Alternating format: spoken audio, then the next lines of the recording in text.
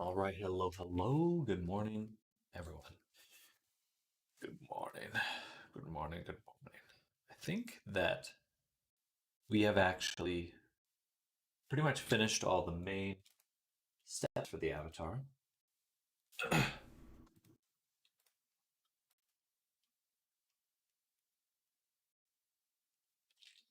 We baked the shape keys. I did that last night. Um, we've got all these expressions now. Even brought in the materials. I think we just need to test and then make a thumbnail, and we'll call it for the avatar. But yeah, look at him. You should move the nose. It's a little laggy because I have the triangulate modifier, but it looks quite good.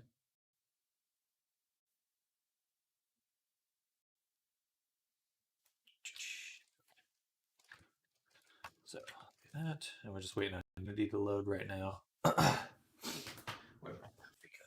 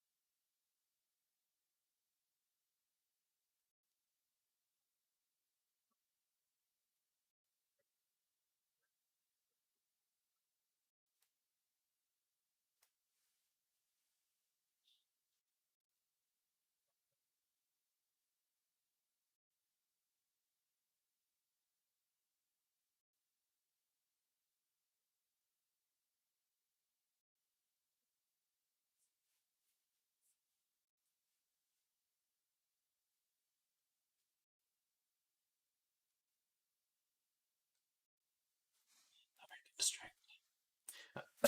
We're still waiting on this.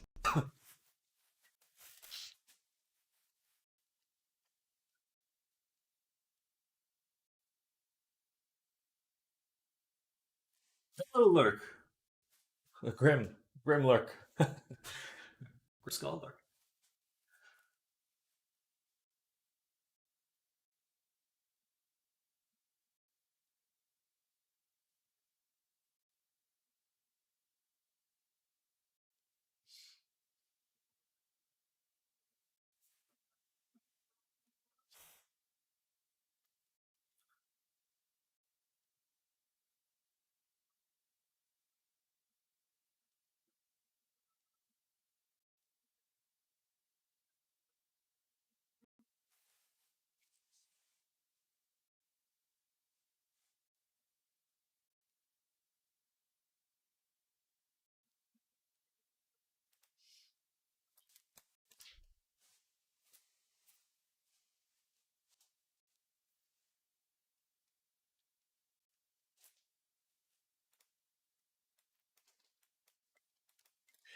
All right.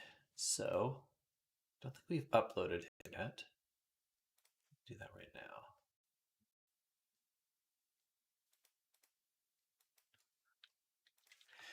Audio.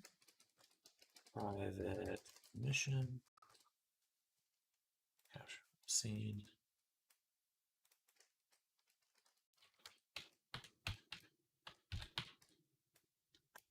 Boom.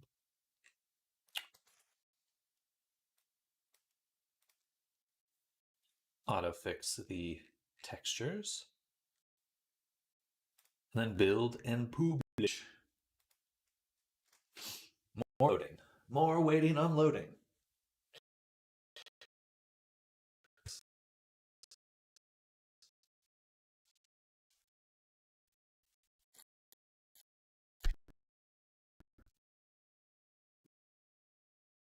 Right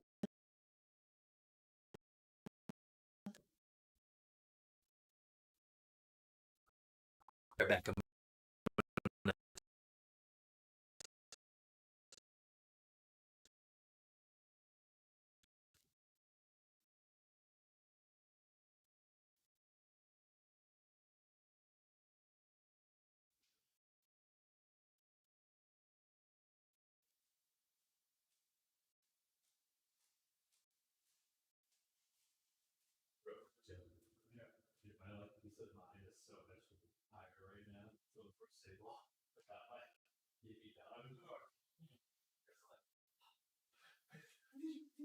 Also, if you out there right now, you open the freezer, but run it fast, do whatever it is. Yeah. I was like, I can't stand live. I'm just it was so loud. Well, yeah, the plan is to keep the rest of the food in it. Gotcha. If we fit as much as possible in normal fridge. Yeah, freeze. Yeah. Bye.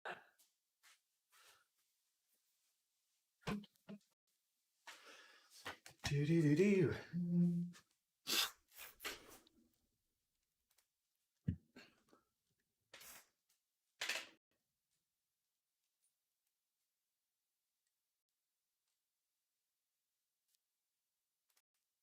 It's my controller doing that.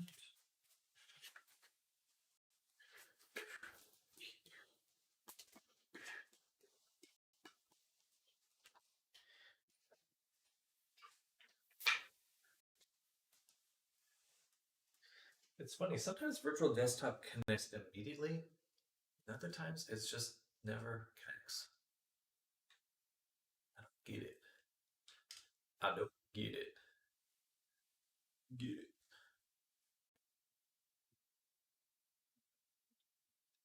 Oops.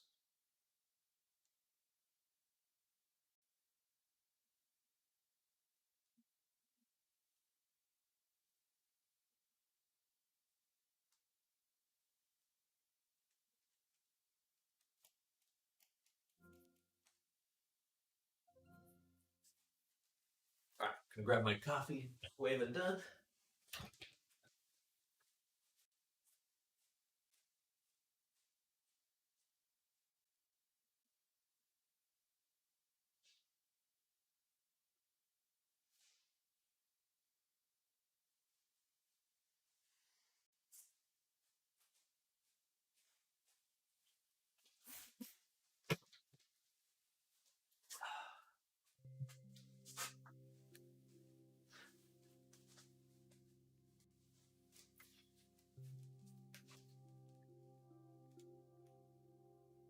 All right, just 1 second.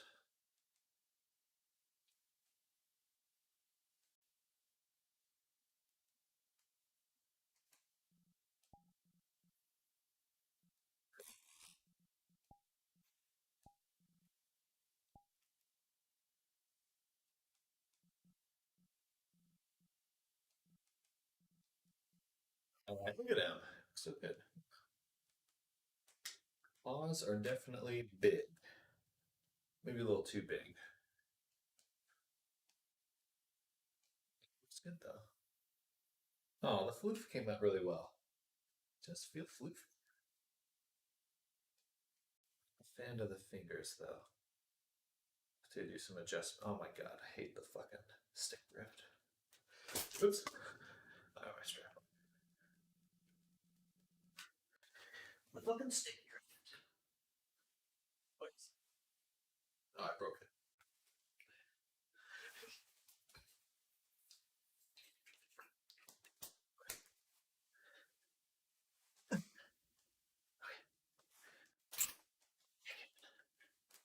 So.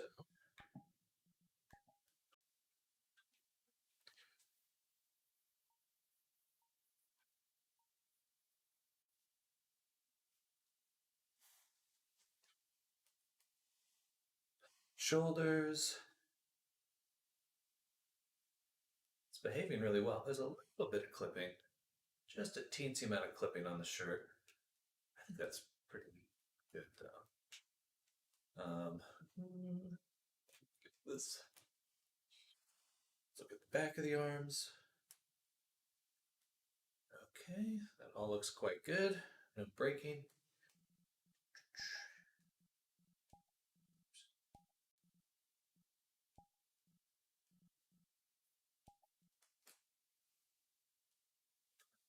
It's kind of like a tattoo camera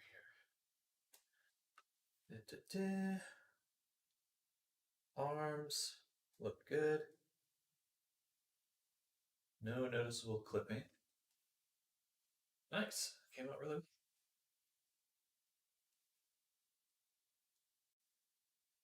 Are the eyes moving? There we go. Okay. Perfect. The eyes are looking around. The mouth movements. Blah blah blah blah blah blah blah. Bubbly bubbly bub. I do.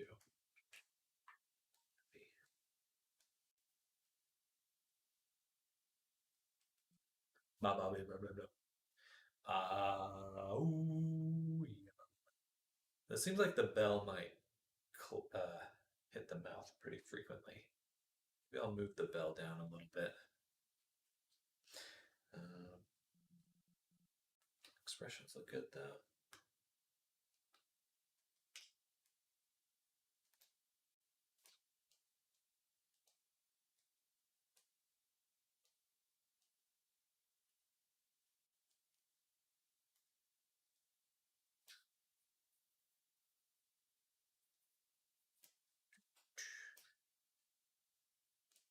All right.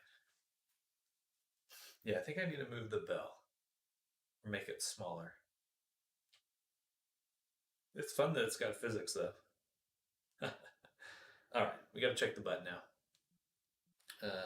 Color toggle. Fluff looks really good. Sorry, I forgot this thing's floating in there.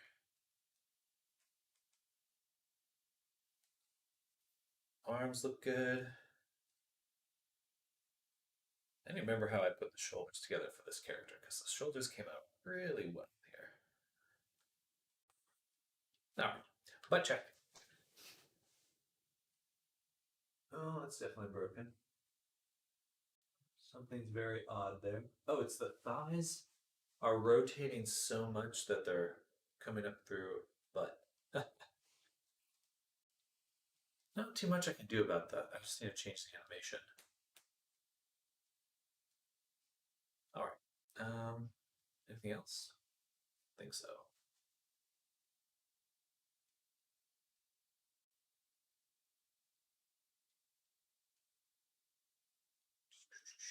Then the fingies. Fingers look a little weird.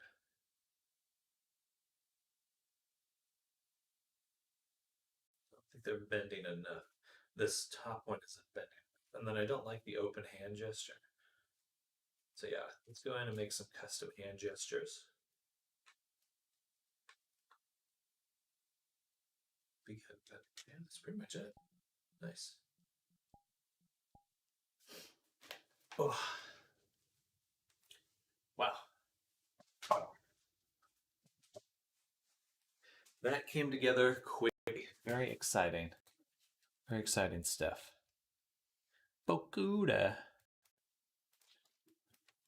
Like Bokuda.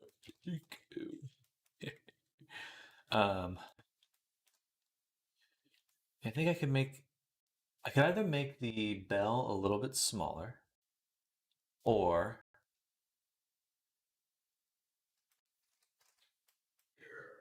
okay.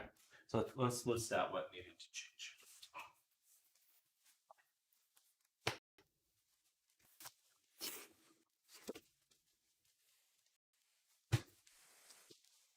So we had the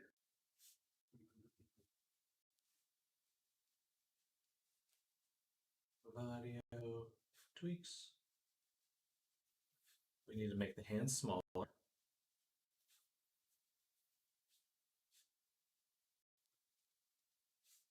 We need to adjust finger animations and rigging.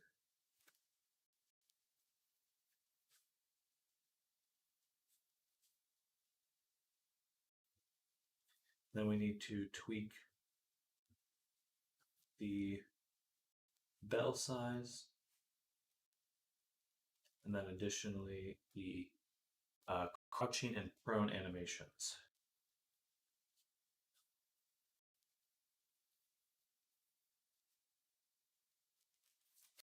But that's pretty much it. So we'll just do this one round of changes and then move on to making a thumbnail. Nice. Very satisfying. Make a backup copy. Say 17 pre VRC upload. This is more wobbly than it used to be.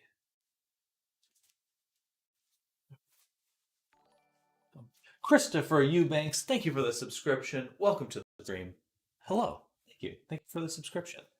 Right now we're working on this character here, Vadia. We're just doing some tweaks. We just got in VR, tested him, and now we're tweaking. Tweaking. Maybe not like that, but. And then let's get rid of the shape keys. We're going to go to the hands. We're going to cheat because I'm lazy. And the rotation on that's weird. All right, first, what we'll do is we'll enter AutoRig Pro.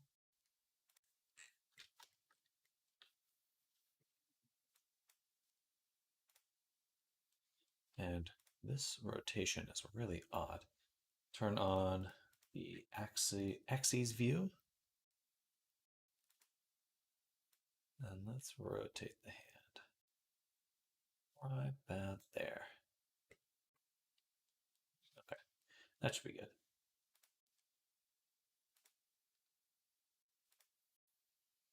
And then we'll do the same thing and and we'll scale the hands down to make the smaller. Ooh, we need twist bones too. That twist bones. Twist bones.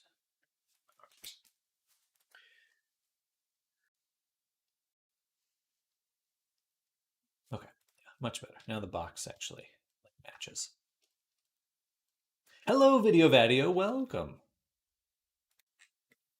We're making the hands a little bit smaller. They're just a little too big in VR. I think the metric I'm going to use for hands now is your hands shouldn't be bigger than your face. That's going to be my rule of thumb, vertically. We'll do that. Then we'll take the rig modifier and we'll just apply it. Okay. Done. Then we can select the rig and say pose tools. Apply pose as rest pose. Dang, it keeps breaking that way. Let me back up. And instead, say a question on Discord. Just popped into my head.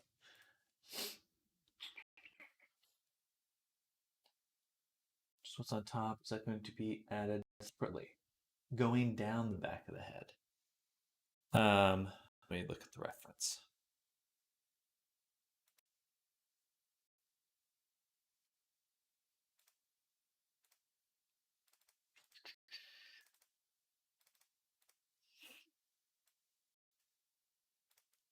Gotcha. Some more fluff on the back of the head. Yeah, I can add that. And put our cursor right here. 0.8. And then we'll apply the rig again. And then go into edit reference bones. Take these 0.6 as 0.8. Oh, hello, Snardum. Welcome. Good morning. That's purple on top, the hair going down the back goes green.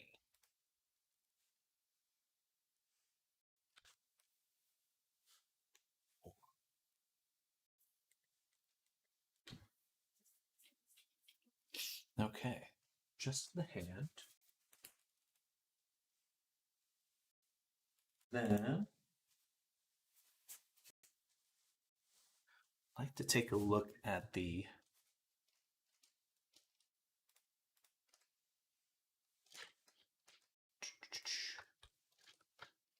bones for the rigging. So for these bones here, right, I need to add an armature modifier back character.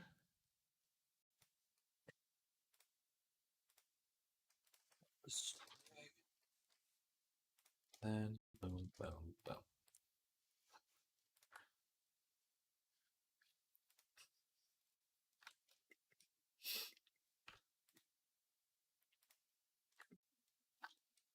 So for the hand influence, push it back a little.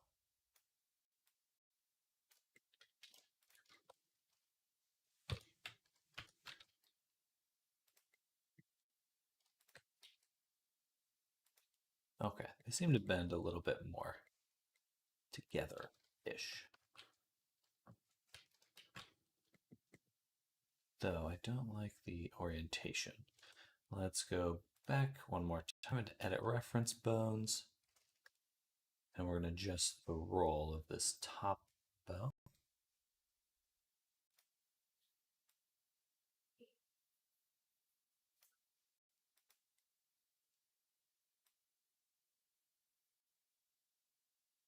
Like that. And then we'll select these, recalculate roll.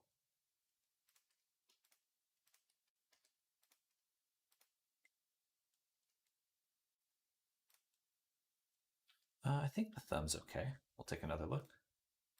Match to rig.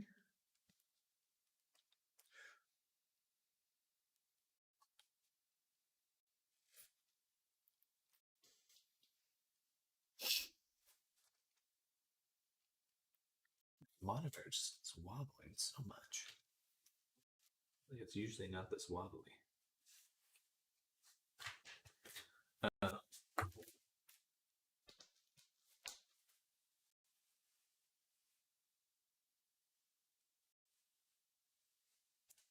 It's because, let me take this really quick.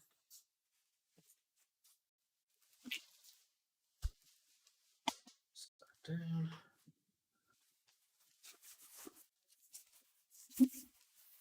Flip it upside down.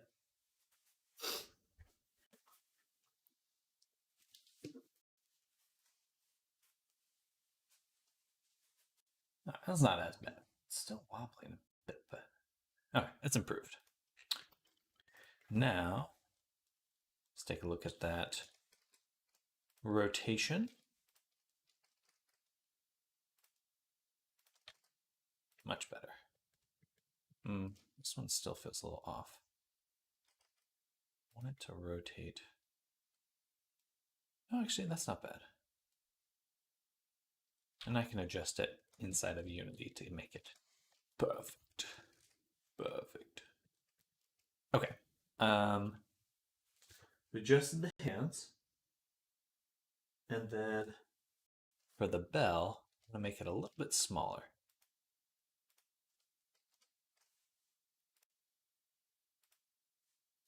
So first we'll go into the rig.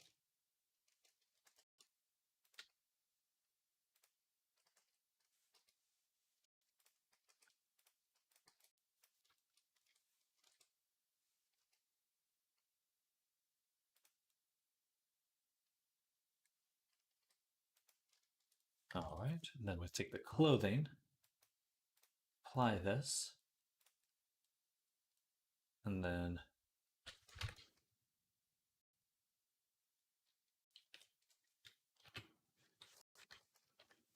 shrink it again. Not that I really needed, I don't think I even actually needed to adjust the rig because the armatures are going to be exactly the same. So rotate them. There's no, yeah, that should work fine. But I do need this back. Armature.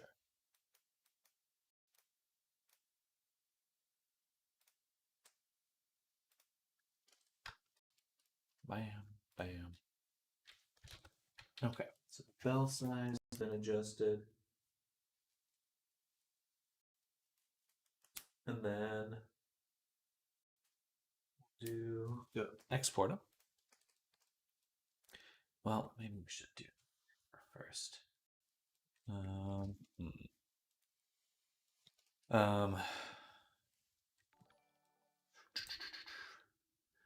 Peter Matthews 007 is now following. Thank you for the follow. Welcome to the stream. Hello, hello, hello.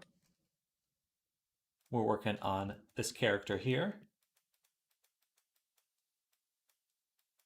And welcome. Hello, hope you're having a good day.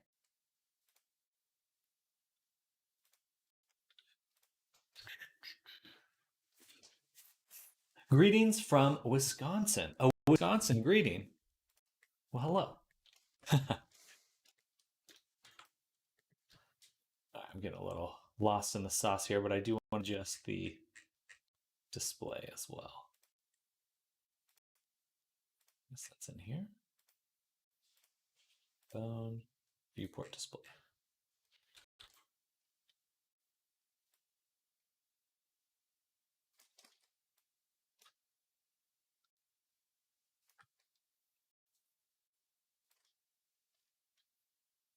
Well, let me know if you have any questions, Peter. We're just working on the VRC Avatars. That's pretty much what I do on stream. My avatar is going to have a Star Trek theme. Nice. I love Star Trek. Next Generation's my favorite, just because I grew up on it.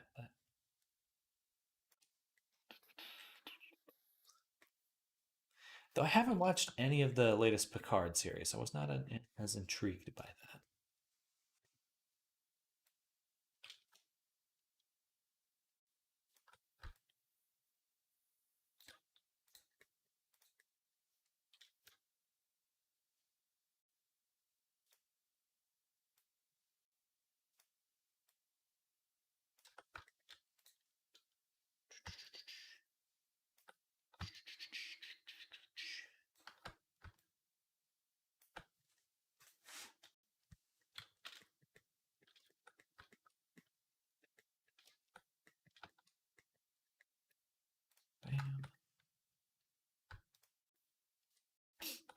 You were talking to the biggest Star Trek nerd ever.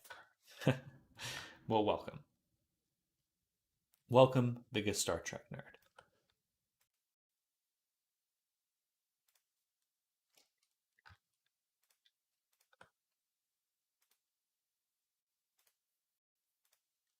Just adjusting some of these grips here so I can grab them even when the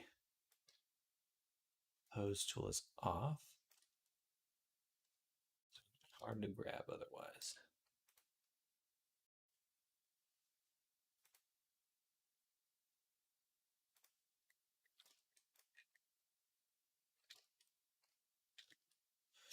And yes, I got to be a Borg in Star Trek Voyager. Hello, Iconic Live. I said I thought I'd drop on by. It's been a while. It has been a while. I hope you've been doing well. Hope you've been having a good time.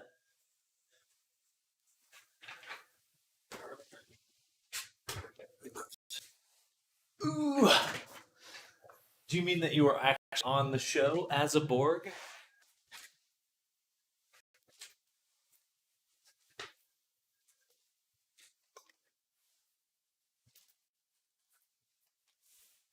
Excuse me. Background extra. That's awesome.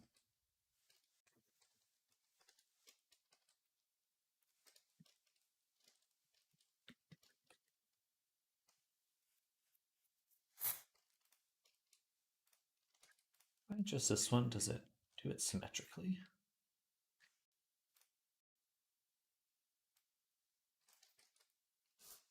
Move the layout of your room once again, or are we in a new location? Hard for me to say. I think since the last time you came by, I am now in a different place. I am renting a home with my brother, and I have like a little office space now, which is nice. Definitely helps when you have a space to stream.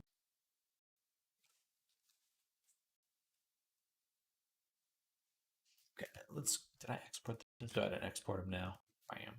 Oh, but I'm missing the shape keys.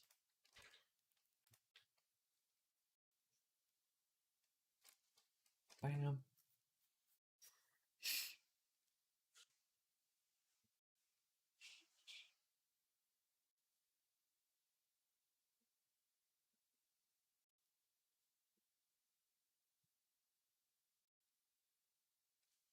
Loading, loading.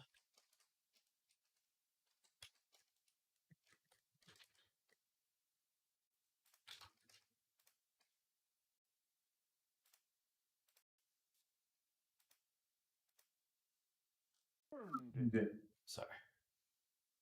Put that down.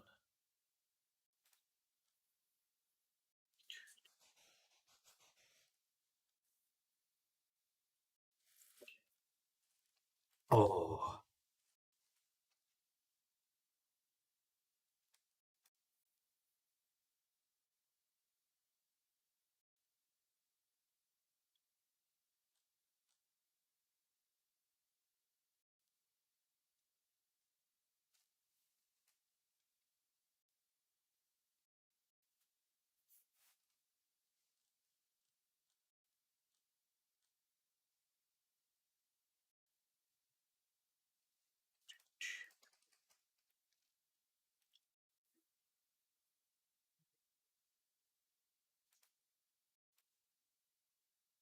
Nice. Hands are a little bit smaller now. Oh, that looks a lot better.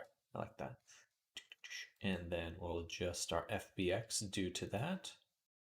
Very important. You have to make changes to your bones to redo the pose stuff.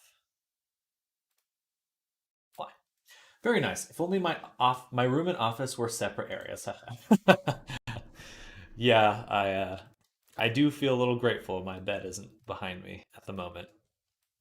But who knows? I'll be back to apartment hunting very soon, so I'll probably be set up in a similar way very, very soon. Though if I have an apartment to myself, I'd probably set up in the living room for my office. Let's adjust those fingers a second. I'd like to get a little bit of bevel or something. I just don't want to have this chunkiness. Okay, but let's look at our animations. What I want is we have the action layer. I want the gesture layer. I'm going to duplicate this. Actually, I want both of those. These two right here. Boom, boom. Take them both, move them into the template folder. Oops.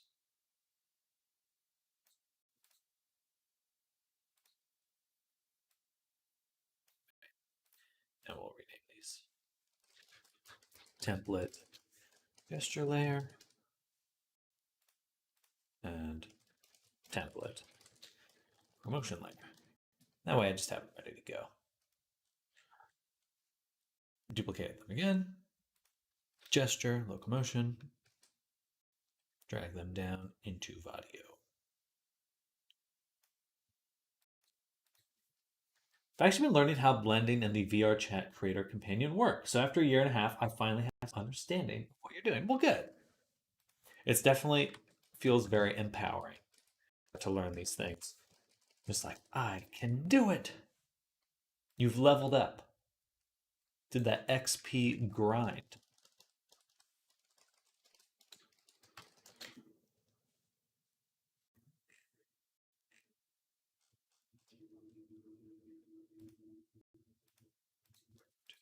So I already have the gestures in here. Here. So I can go to the gesture layer, select the left hand,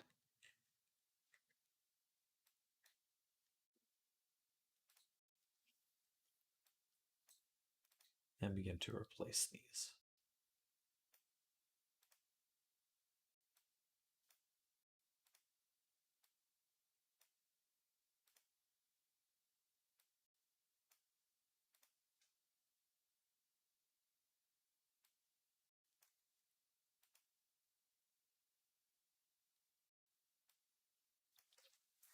Hello, Arctic. Good morning. When did I start doing 3D? I started doing this quite seriously about like 3 to 4 years ago with the intention of like work. But I did my first introduction to Blender about 10 years ago. Um, I started when I was doing like concept art and painting kind of thing. It was a lot of fun. Um, but man, concept art is competitive. So I really enjoy 3D because it's a bit more focused and there's less competition because it just takes a bit more time. Right? Hello, Arctic. Good morning. In the process of turning a pre-made booth avatar into something with lots of special little functions and add-ons. It's fun. Yeah, it is. Um, and what I really appreciate about 3D compared to 2D is when you make something, it does have utility. It has, you can use it for things. What really started disappointing me with doing like concept art, especially in the context of video games, you're like, make this thing, imagine all the stuff it does. And all you have at the end is a painting of it. And then, but with 3D, you really actually have that thing at the end. And that just tickles my brain.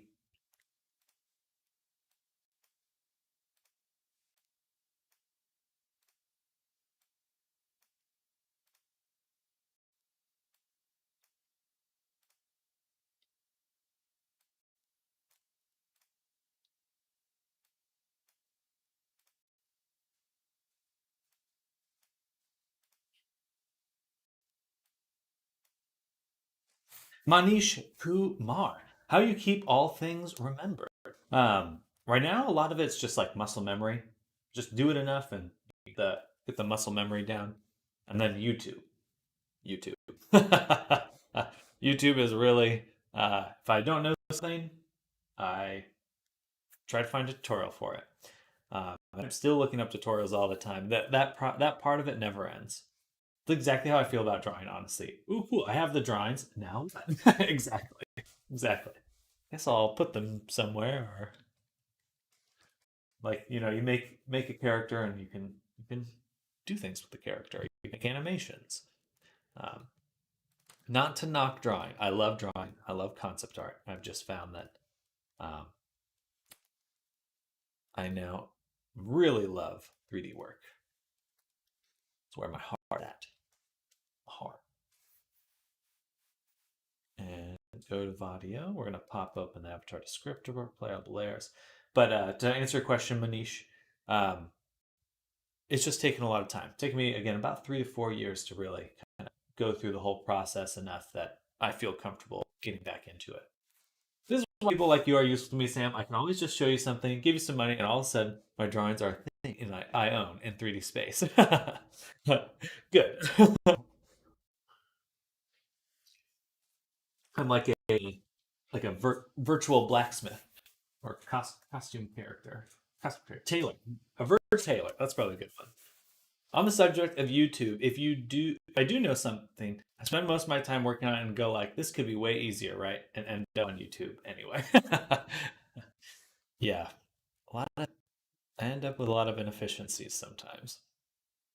That's the hardest part is recognize when something could be faster, but it's not currently. I want to take our gesture layer, drop it onto the character so we can adjust these clips. We have to make the adjustments to the left hand, I believe.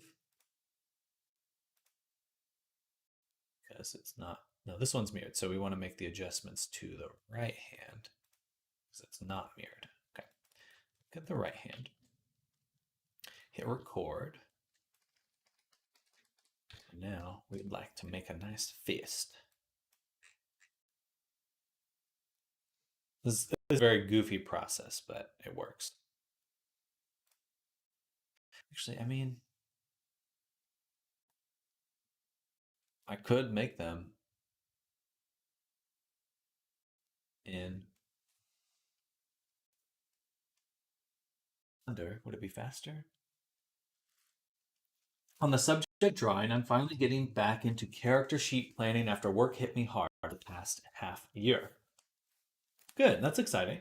Um, yeah, I think 3D also kind of changed how I draw. Because a lot of times I do it like blueprints instead of like perspective in this. So I'm like, okay, how do I take my drawing and put it in 3D? But I'm excited to see what you make, Iconic.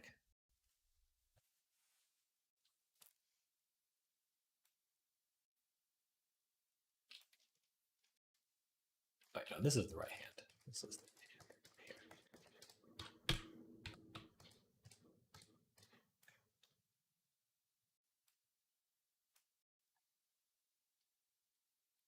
I believe it's just the index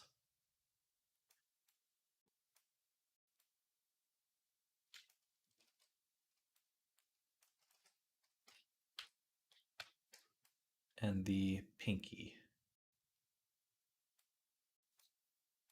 we have for this one. And we'll adjust the spread, push it in, and push it in. Like that. Then we'll take the thumb.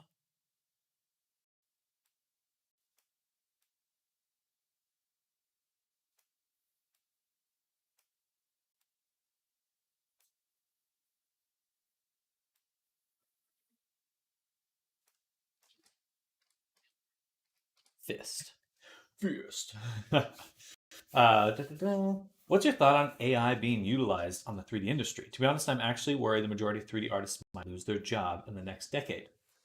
I think the moment 3D work is replaced, then any other job can be replaced as well. And you're like, you might as well stick with where you're already going because it's going to affect everything equally.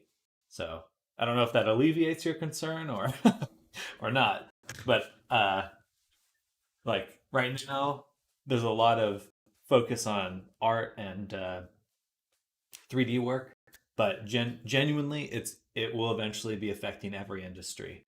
So you might as well do what you love and take advantage of tools as they come into being. Exactly. I've been helping my friends do some dragon adventure stuff for Roblox, and their drawings are honestly more blueprints for the 3D designers than they are drawings. Inspired me to do something similar with my own stylistic choices, of course. So dragon adventure stuff. Is that like a game within Roblox, Dragon Adventures?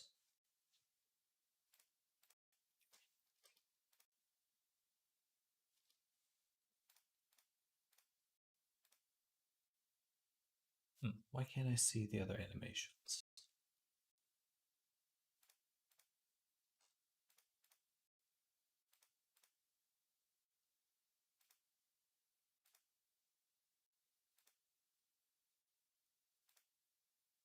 Interesting. Let's remove the gesture layer one more time. Put it back. Can I see the rest of these clips now? Oh, my animator is debugged or bugged.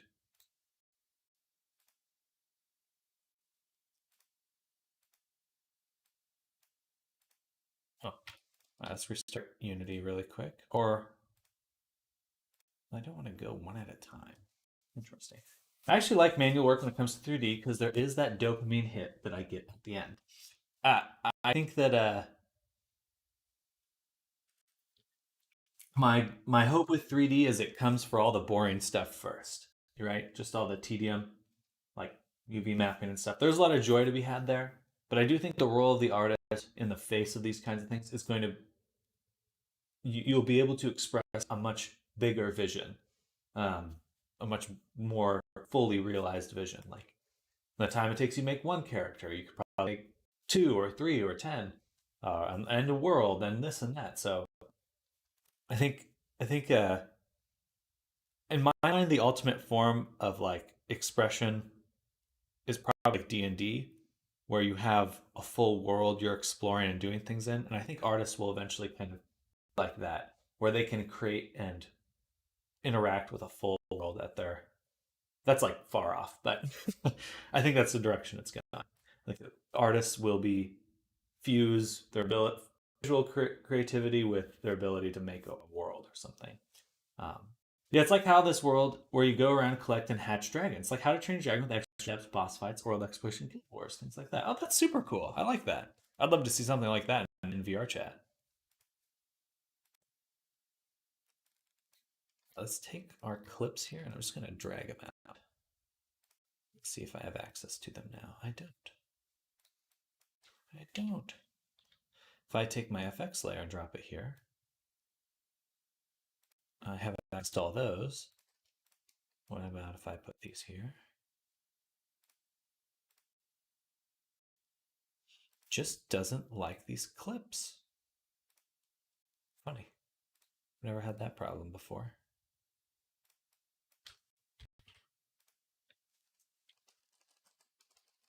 Huh. Maybe it's how it's named.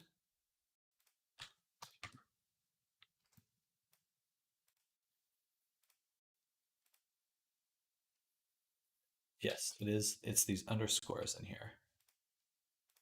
Okay, so it's the name. Funny. I was just thinking how I want to get rid of the underscores in this name.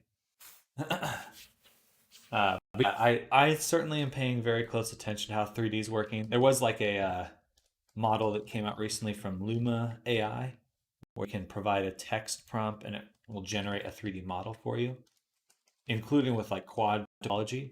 But it's not like usable. You couldn't like put it in a production easily unless it's like a static object. And it, of course, like looks kind of horrific if you inspect it too closely. Um, I do think that like people are like, oh, generative AI is going to be able to make movies uh, with by the end of this year, and it's like, in a sense, like you could make a series of images that take the same amount of time as a movie, but is it going to feel like a movie you'd want to sit down and watch? That I don't think so. Is it going to feel cohesive? It's like the characters keep changing from scene to scene to scene. It's like, I don't think people are going to. Me. Hello, me. Welcome. First time commenting on live. Well, hello, me. Hello, Sam. Welcome to the stream. Um, and thank you for commenting. Appreciate you coming by. If you have any questions, let me know. Right now, we're working on this character here, Vadio. He's a sheep, and we're going to be finishing him today. We just have to make the rest of his hair, a thumbnail, and that's pretty much it. But let me know if you have any questions, and welcome. Okay, so now do I have access to the clips? I do. So we can select. We did the fist. Still has an underscore. Let me get rid of that. So we did the fist clip. Now we want to do a rock and roll, which is going to look a little bit funny because it's just his little thing. He's only got 3 fingies. Where is Phoenix today? Well, I watched your yesterday live. Phoenix? I'm not sure what you mean by Phoenix. You mean my hair? My hair looks like whatever I wake up. And it looks like that.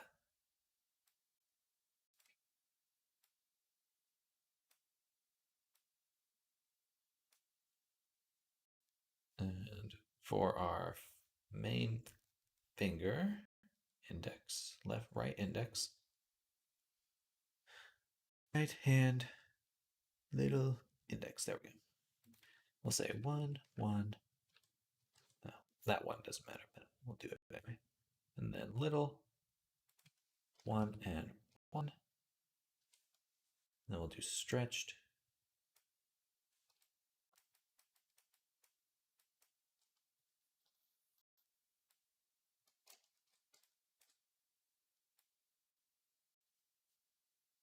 He's so funny. I'm not sure who that would be, but I appreciate that. Boy Era, welcome. Welcome, welcome.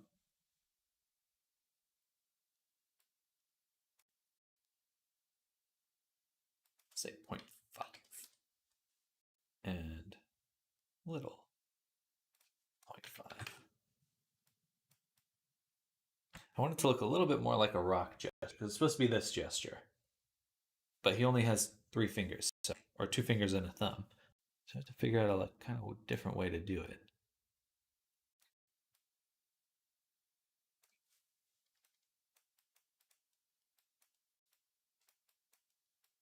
So the rotation does seem to be a little goofy. Maybe that's the spread.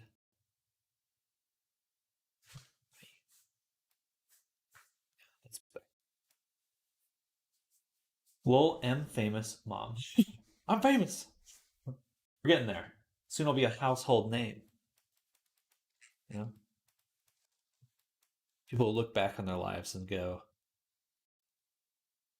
I can't believe there was a time I didn't know the name Sam Butter. I mean, Sam Dutter. So you can just go and edit the default animations. Correct. You could edit the default one, but I've duplicated the set. And if you go into your um, project, go into packages, which is a lot of times you'll leave it alone, not even, but they have the SDK and a bunch of default. These are the default controllers that are basically used in place of any custom ones. So you can just duplicate it and then make adjust it yourself. And they also have all the proxy animations here um, that you can duplicate and customize. Um, and yeah, I a lot of times like I would go and like, oh, I have to adjust the bone rotation because the animation when the hand like makes a fist it's just a little off, and I would just like attempt to figure out the best way to do it. But now I have very direct control, um, and I uh, don't have to adjust anything. You know, it's already got all the parameters and logic to it. Just adjusting that one clip. Correct, correct. We're in Unity. Sorry. And we're making some hands animations.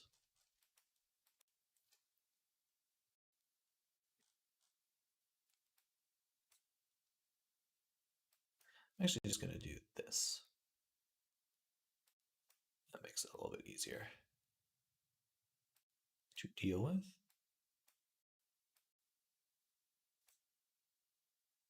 Avatar 3.0 kind of crazy with all the stuff you can do now. Oh yeah, I mean it's as open ended as you want it, for better or worse. You know, make it easier in some ways, and then make your own life very complicated if you want.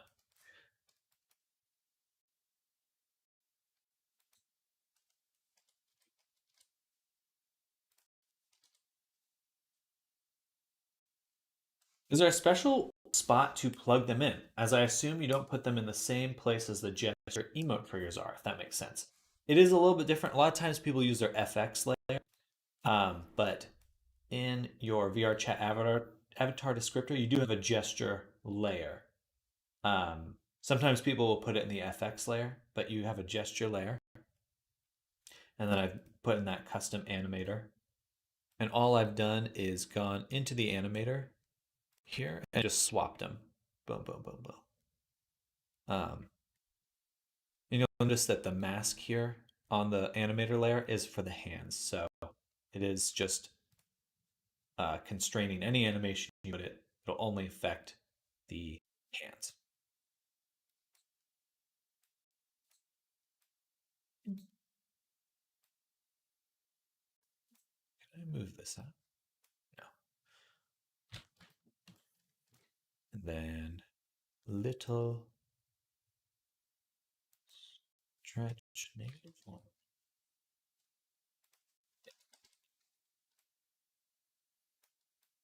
Oh, he's pointing. But it's very handy. It's very handy.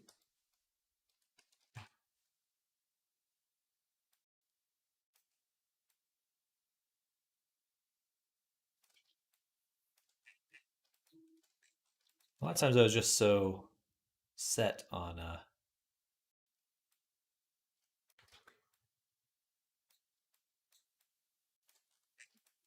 trying to adapt the bone rotation. Just didn't even think about doing it this way.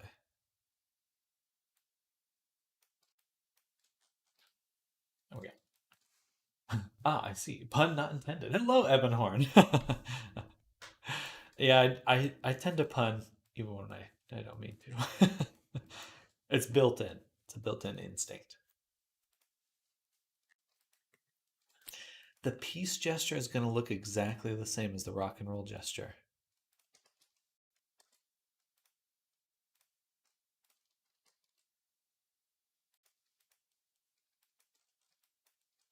Pretty much. I think we'll just spread them a little farther apart.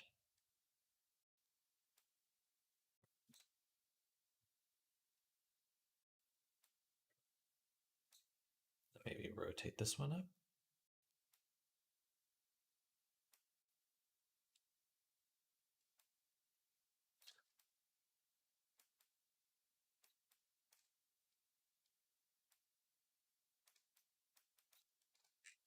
It's gonna look the same.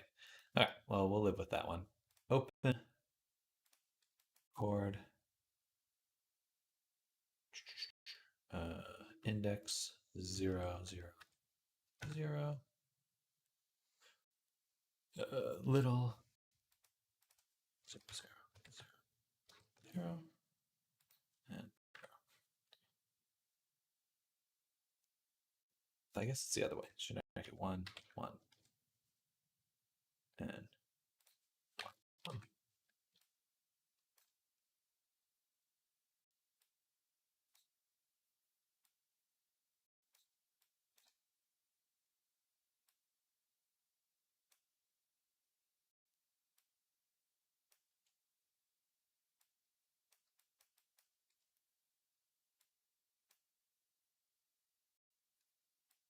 Yeah.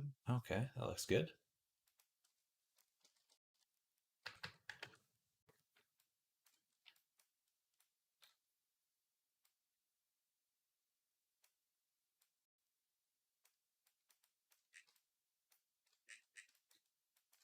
There we go. Hand open, and then idle.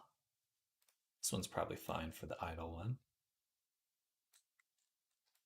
Maybe a little too curved there.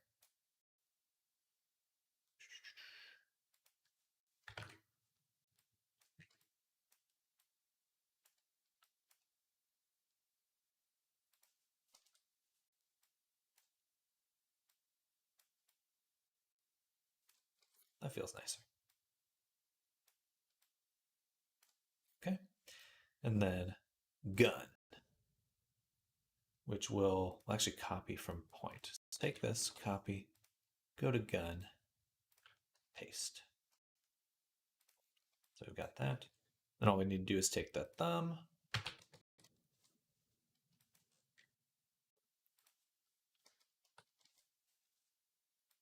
adjust that spread.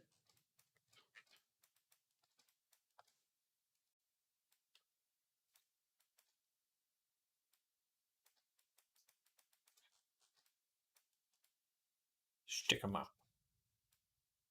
Stick 'em up.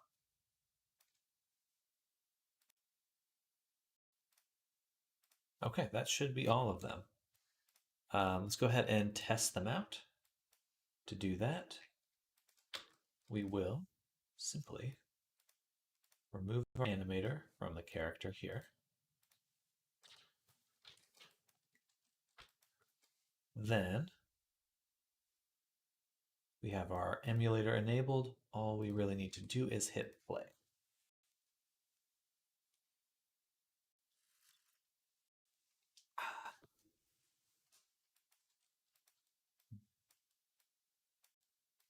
Then we can go to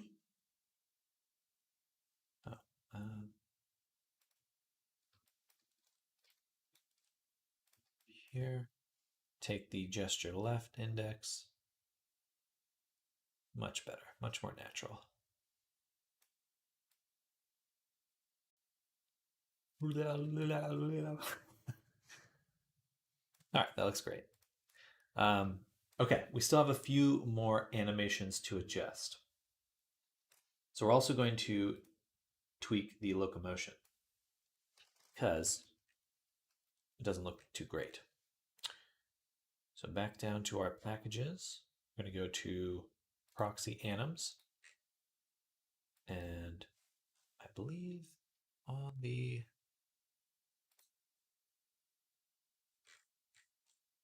backup audio locomotion, we'll drop it onto the character. Then it's a little hard to work with here. We'll do this.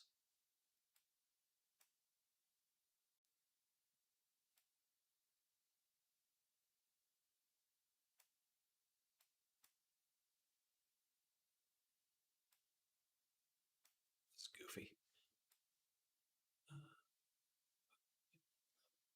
really wish I could just get rid of my game view completely.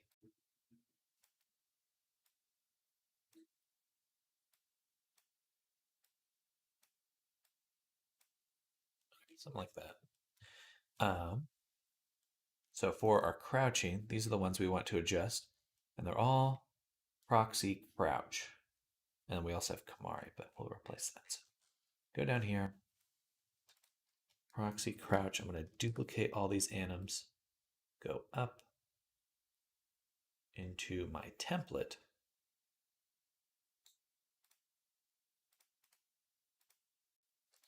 We'll call this locomotion. Drop them right there. Another folder for crouch.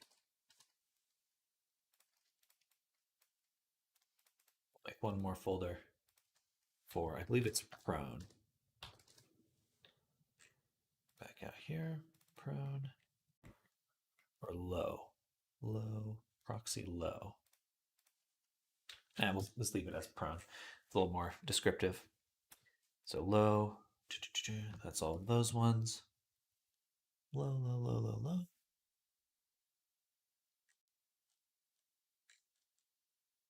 It's just those ones?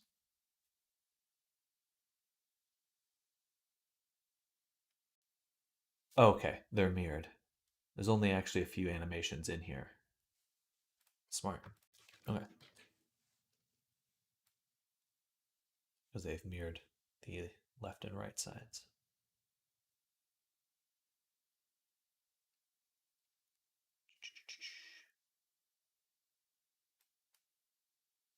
Put them in the prone. This is going to be annoying, but I do need to rename them so I don't have to do this again in the future.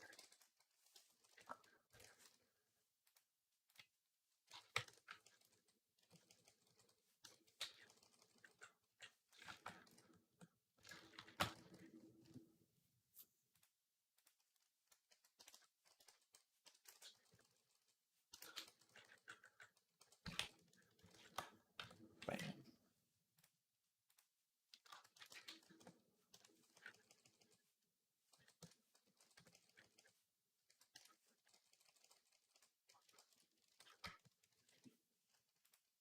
Bam.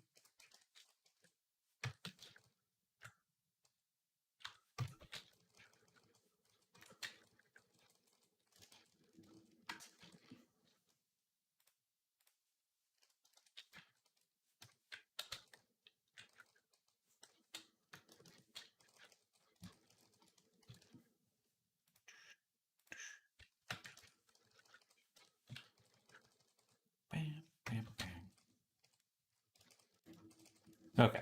So anyone for just joining, I am adjusting the animations for my character here, for my VR chat avatar,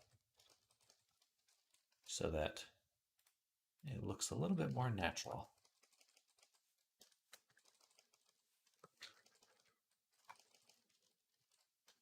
There we go.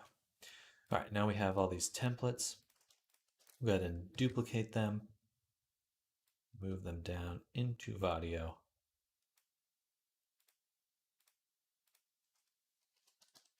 And rename them again, because I love pain. I love pain. This one should be easier, though.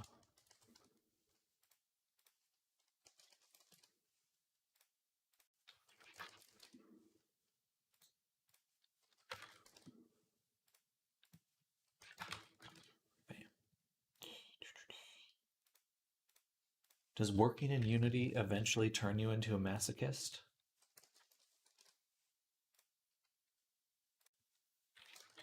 I suppose only if you love drudgery. There we go. Okay, so we replaced all those. No, you have to be one to begin using it. already masochist.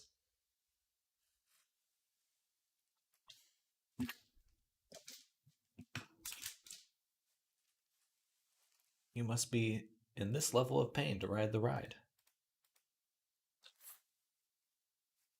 All right.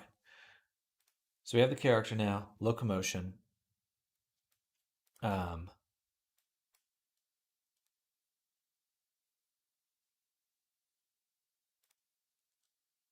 Interesting that it's just a blend tree in here. It's kind of cool, actually.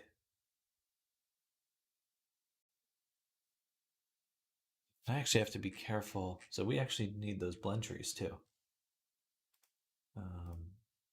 Should be here. Crone and crouching and prone.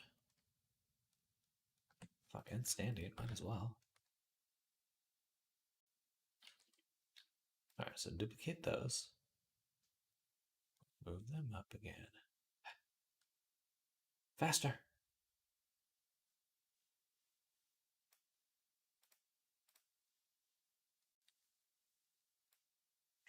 There. Make another folder for toggles. So I don't need these ones. Okay. I say that while going over the most basic stuff in Godot again, just to set up a character controller, but well, to each their own hells. Well, hell.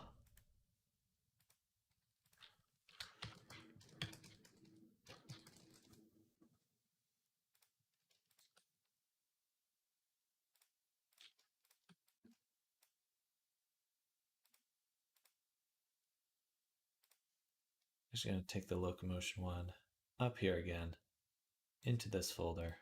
Blend trees, locomotion. Rename all this bullshit. Bam, bam.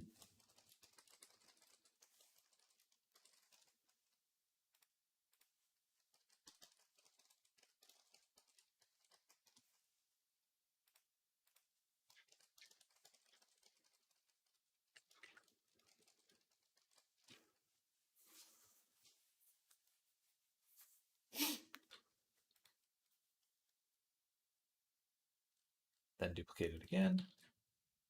Take it. Put it right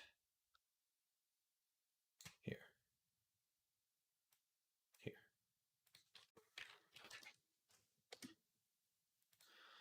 And you guessed it, rename it to Vadio. Okay, I definitely need to get ChatGPT to make me a asset rename template to target string.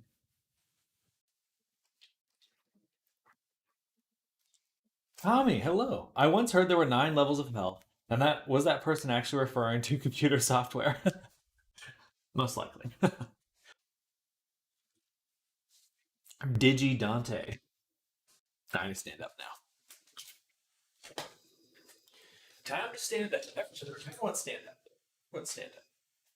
Get your steps in. Also, hi. Hello, Kami. How's it been?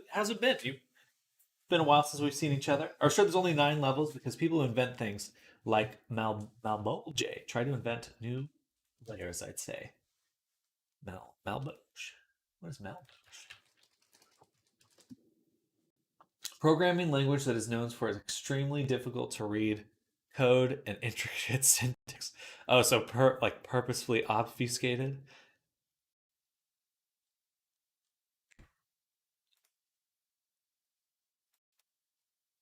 Yeah, I don't like that.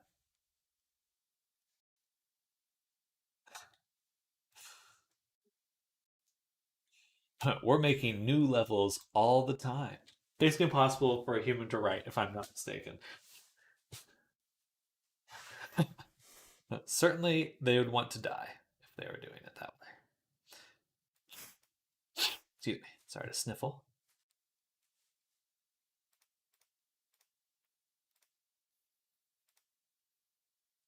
All right, we're going to replace these. Audio crouch. Audio crouch walk forward.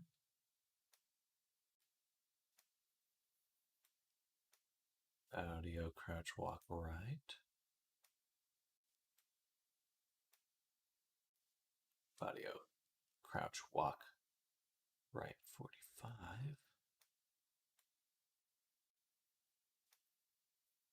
And 135. They're duplicated because on this side, they're mirrored. So we only have to make one side.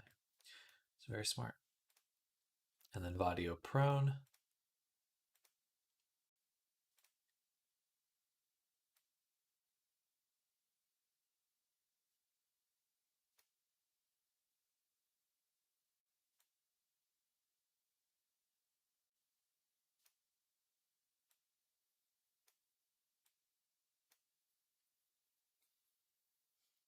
Vadio low crawl still.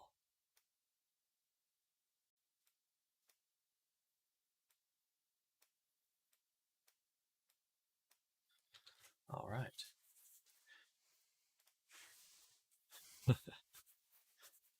Then the standing animation. I really only want to adjust the idle. Stand still.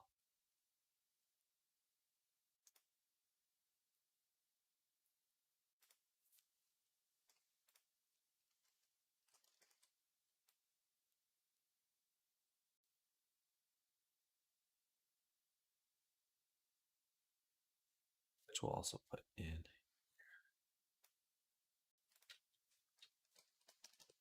tablet.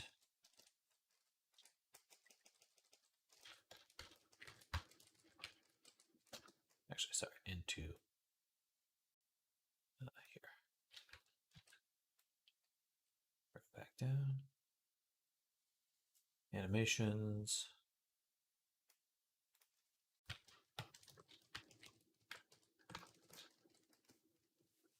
Now, standing locomotion. Vadio stand still.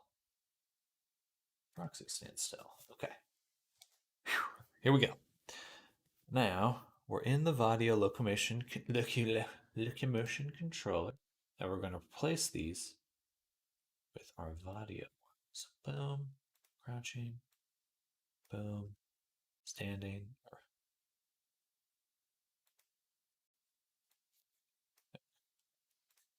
That's its own thing. Jump and fall. Don't need to worry about those. Just want to adjust these ones. Boom. Okay. Now we've got it set up. We have the locomotion layer here. Now we can access the animations we want to adjust, like this one. Because look at that. Isn't that weird? It's kind of goofy. So first things first, main thing I'm looking to adjust is just the spine value. Spine front, I believe.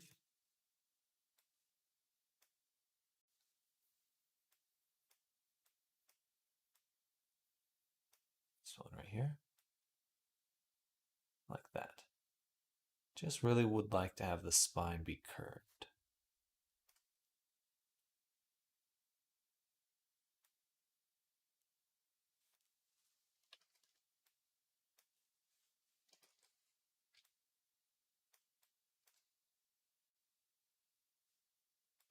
And let me copy that value, spine, front, back, copy. We'll go to all the crawl values and paste them. Oh, interesting.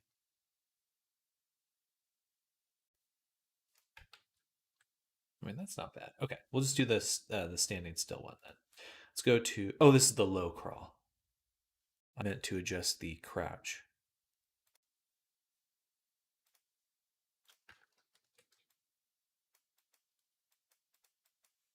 Again, we're just trying to make a curve on the spine.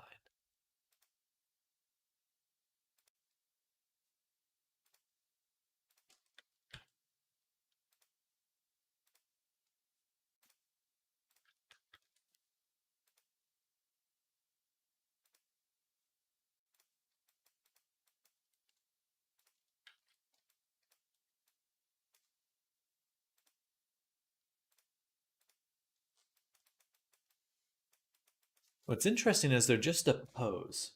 They're only posed, which means that the legs are actually moving through the IK system. So it'd be a little bit easier to adapt some of these than I think, because we don't have to make a bunch of weird poses. All right, low crawl still chord. This one also needs the spine to be adjusted. that. Like that, right?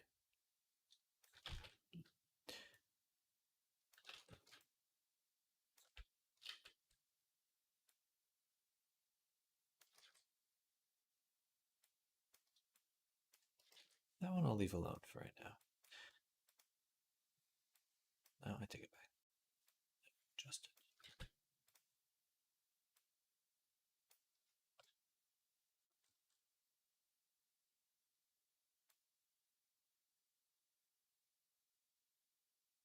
Perfect. Oh, that's funny.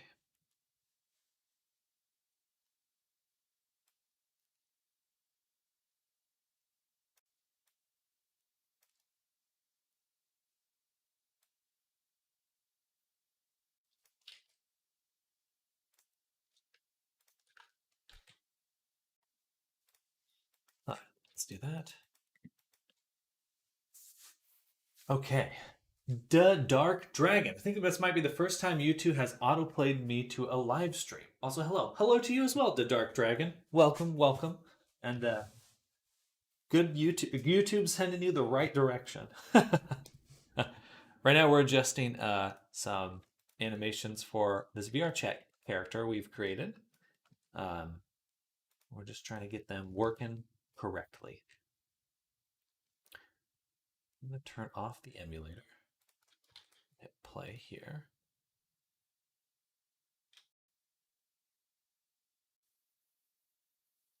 To see if we can get the character to animate. To be able to control the character animating. So I'll say grounded, upright, 0.5, and then velocity 1.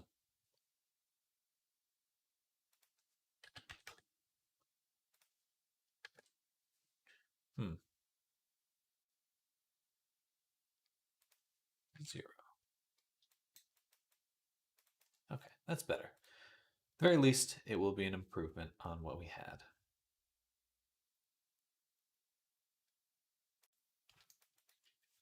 Okay, so crouch and prone animation's done. Now, and we did do the finger rigging. Last two things will be the twist bones for the wrist.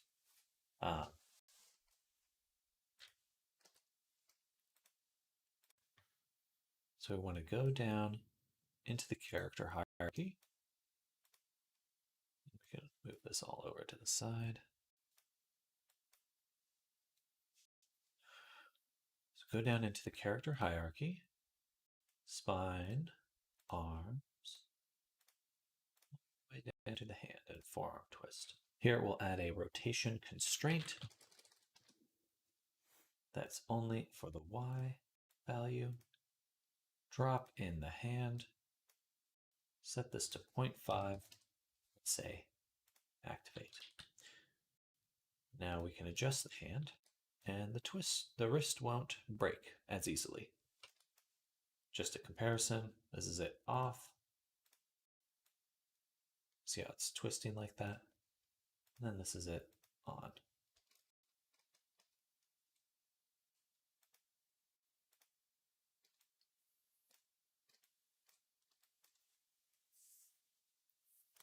Same thing for the other side. Boom, boom, boom. Nation constraint.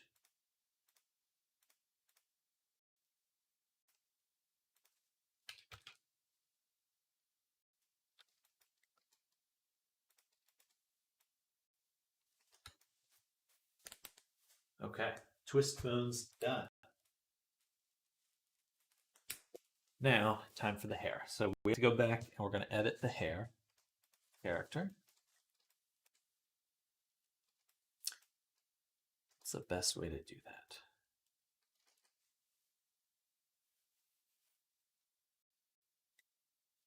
Yeah, might as well make it here and re-export it because there's no high poly version to make. Make one more backup copy before doing this. Pre-air.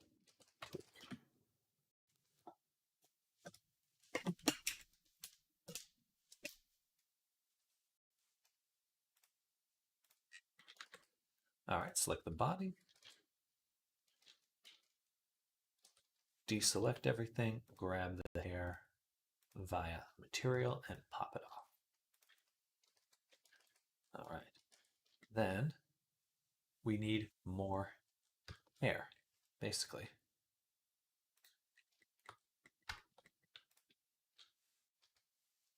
So let's pop open the reference.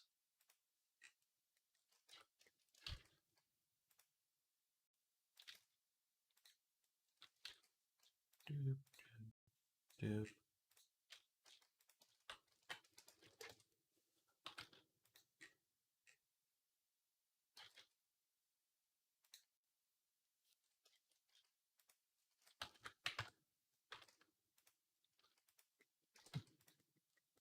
This is what we're looking for there.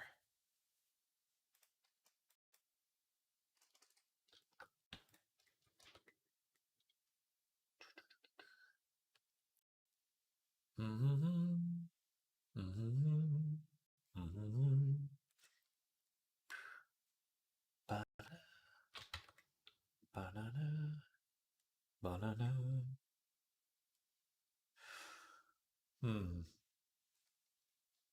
This could be challenging. So I think what we'll do is we'll make a little stamp. Take this section and this one, duplicate them, move them over.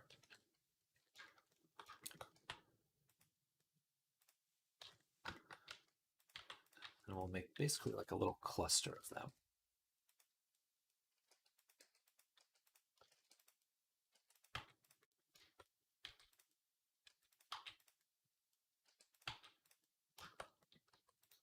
Like a brush.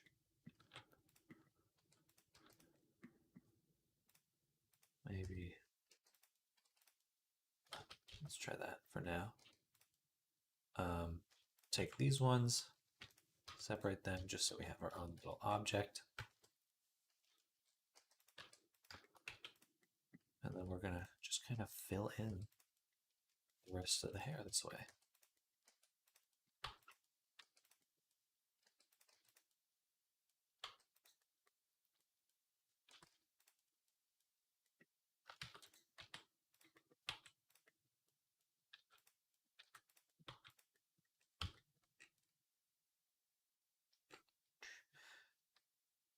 Need a little bit more of these spikes than anything else.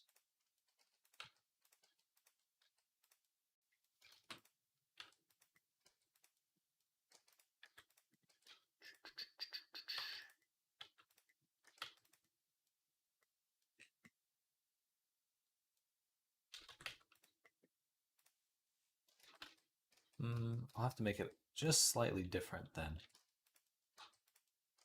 what we already have. And it should go all the way down to the bottom.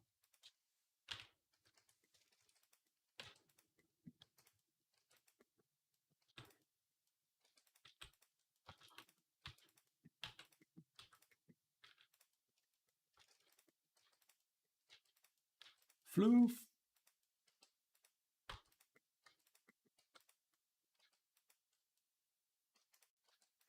I wonder if I'll make bones for all of this.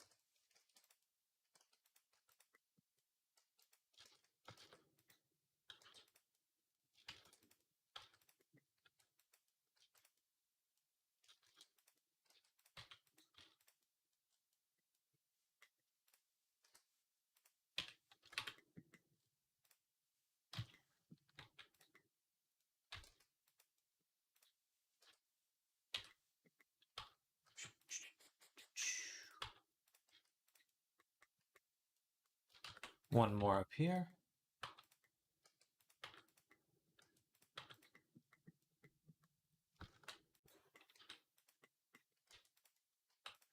And I think we're good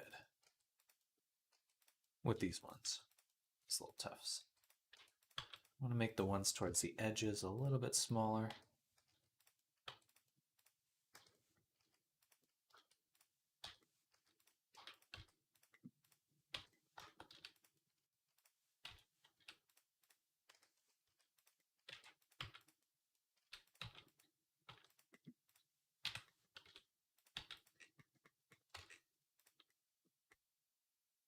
All right, looks odd in this view. It's dark, but if we switch to here, looks decent. And we can also do something fun, which is called a data transfer modifier.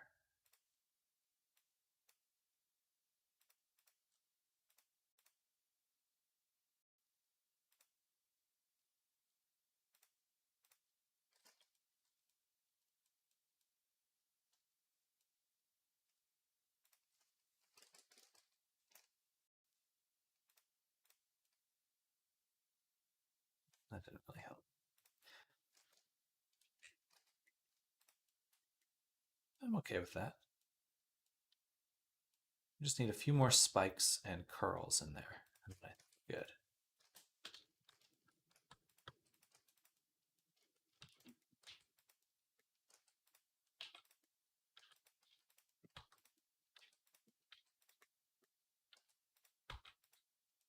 Just gonna break up these.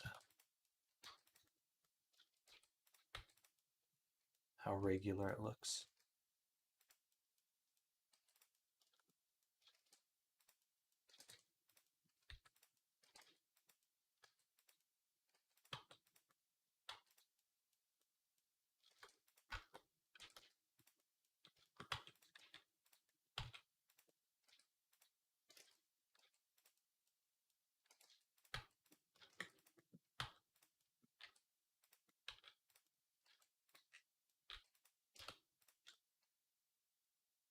Okay.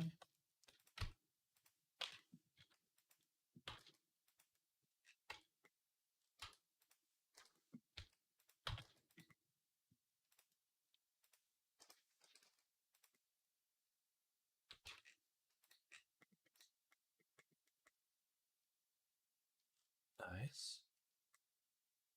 Maybe a little too many bumps. I think we could go ahead and perhaps delete like 2 of them, or fill them in with like a larger one.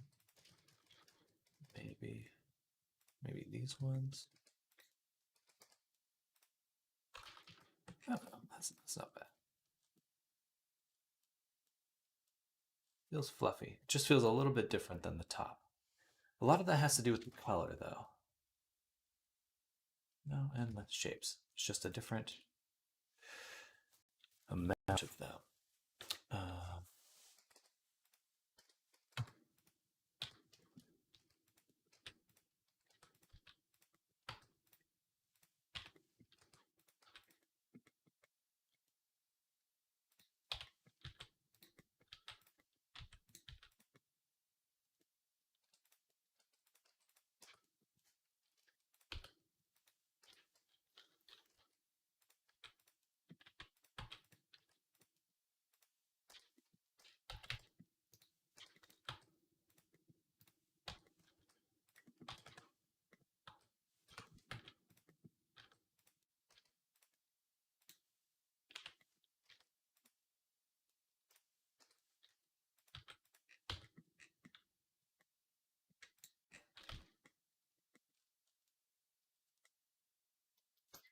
Yeah, the coloring will definitely help. It's just too much of a solid color here.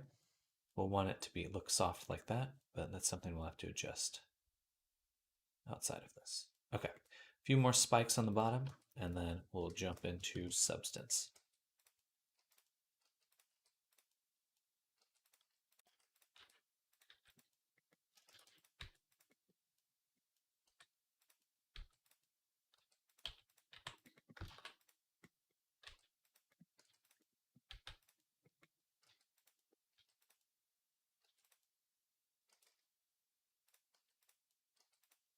Good morning, Fallout Grim. Hello, welcome. How is your day going? All right, that feels better. So take the hair, combine it, go to our UV editing, and actually redo that. Separate again. This one, just going to scoot over. Yeah. Do I think I'll be able to finish this Avi today? Yes, I think so. Yeah. I think we're already on track. So much of the stuff on the VR chat side of things is already done. It's really just adding the hair and then making a thumbnail. So should be on a good pace.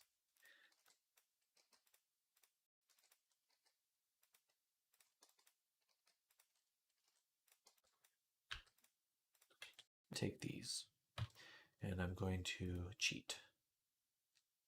I'm going to say fit to border.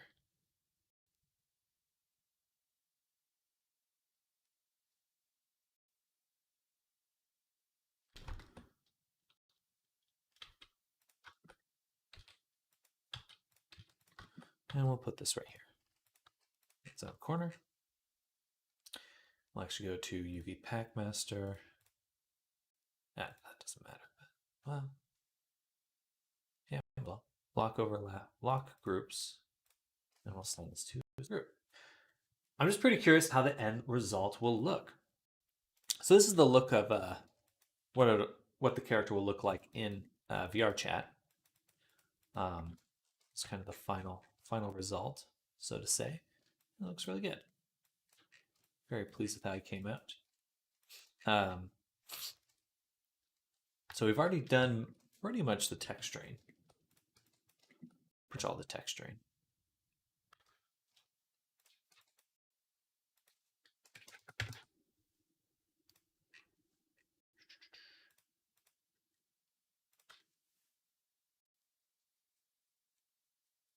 Ball. Then I'll select everything and pack.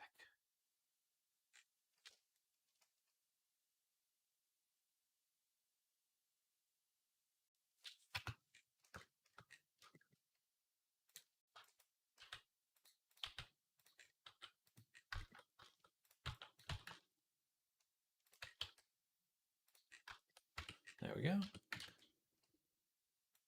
Wonder how many people use your models for VTubing. There's a few, at least 3 or 4 for VTubing, consistently.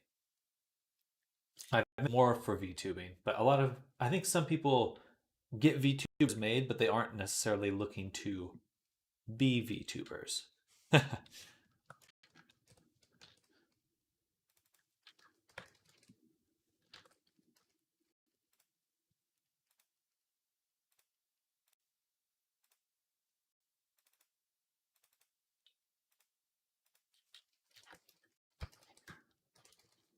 I use mainly for VTubing. Exactly. Yeah. So Era's got Era and Christy use for VTubing. Silik. Sure, there's someone else I'm forgetting, but there's a few. Most of my commissions are just for the avatars, though. That's where almost all the work comes from.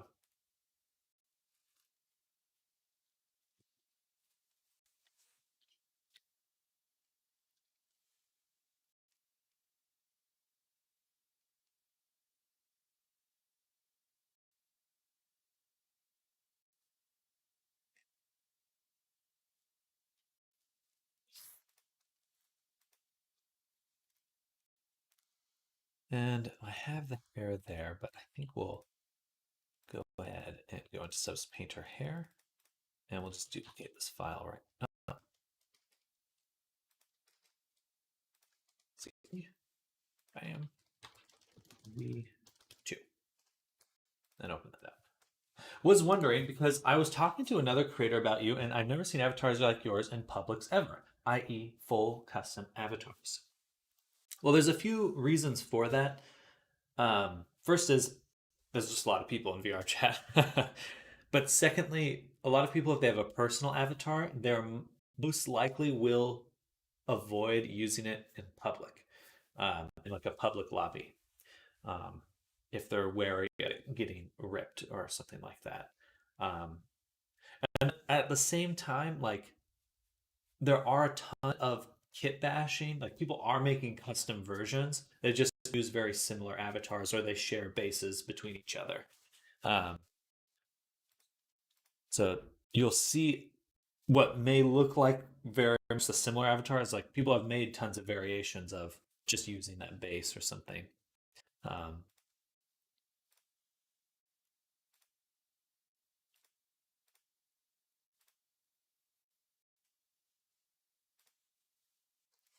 Bam. All right, we got a lot more hair now. Huh, interesting. Why would that not have updated the UV map? Because I did my changes on the second UV map. That's why.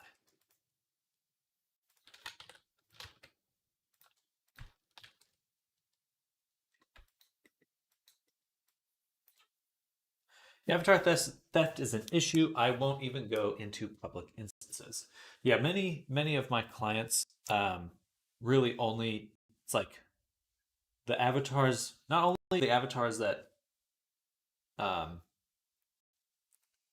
it's really just for like their close group of friends, um, and they only use that avatar around that group of people.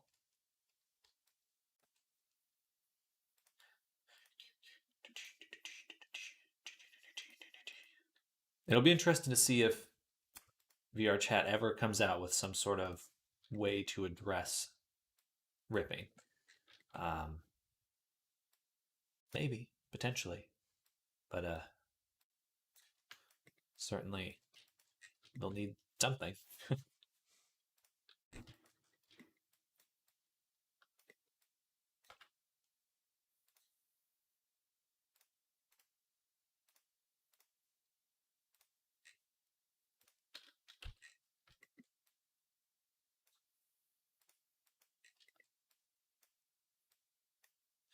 Also, just an assumption, most people who VTube won't just roam around public areas anywhere because they want a controlled environment with or without friends to join them for the show. That's a good point. Yeah, if you are doing stuff for VTubing, you know, um, but I would say maybe you just there may be more custom avatars than you realize when you initially uh, look at them. Look at them.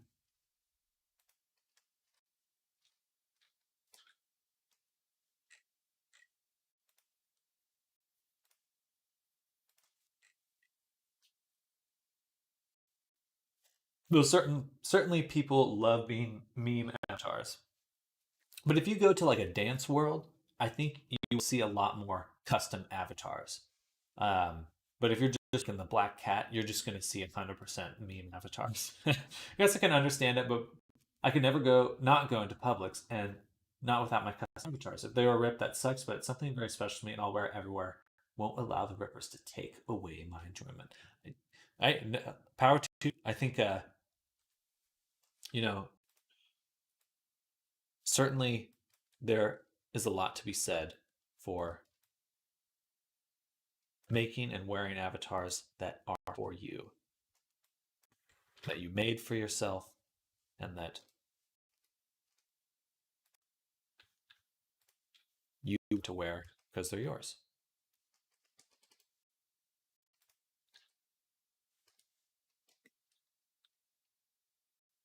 I just make shitty avatars, best protection. It's like when someone buys a bicycle and they like beat up the bicycle a bunch, so like it looks trashed. Dealing with randos isn't even fun for me, so I just avoid it.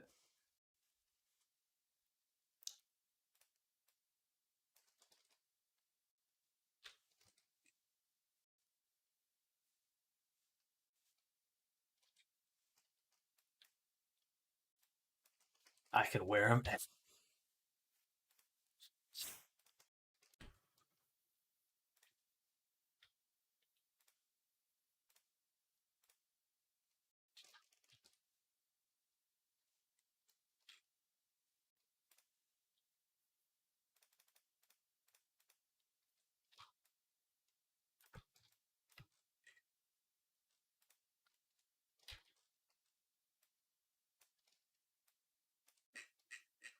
Let's actually start in the top left and go in order.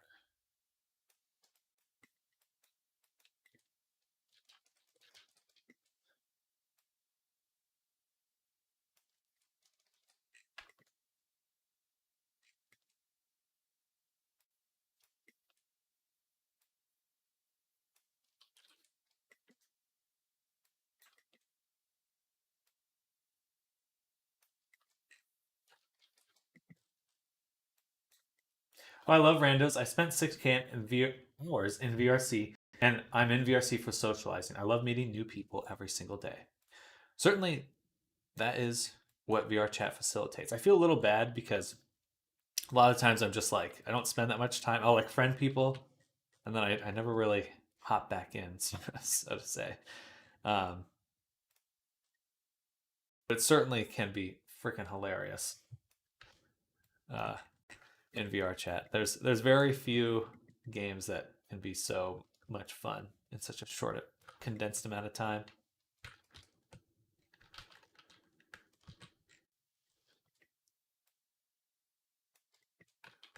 I went into a bar, uh, VR bar, the bar, uh, last weekend, and I I upset the people hosting it because I was throwing menus around, and it just led into this whole issue of like they were genuinely, or at least one of the people was very genuinely upset that I was throwing that menu around.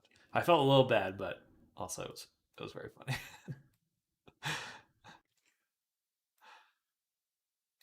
And then they'd be like, "Did you throw the menu?" And I'd turn around and I'd look at someone else on the opposite, like just anyone behind me, and be like, "Are you throwing the menus?" And that was enough to keep their suspicions off me. It's very funny.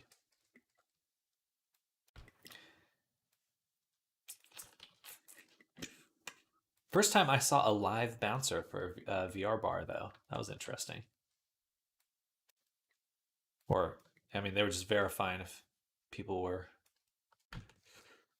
adults and not children.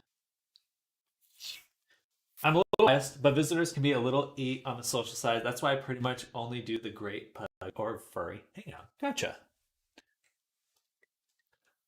Yeah, I certainly love VR, but for me, what I really love with VR is shooters.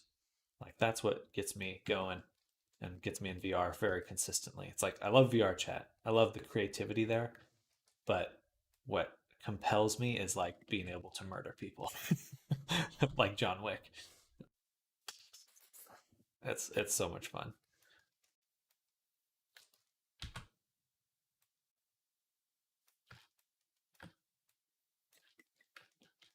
Killed someone with a pencil the other day. That was fun. Actually achieved my John Wick status. No, I hate when people take VRC too serious. When it's hateful to people or it gets on a personal level, yeah, that's not okay. But the game is the best when it's casual and flowed. Well, I will take that perspective next time I'm in because I think a lot of the times I do take it seriously in a way, um, or just like I just need to go with the flow. I do wish there was a little bit more competitive activities to do because that really drives me.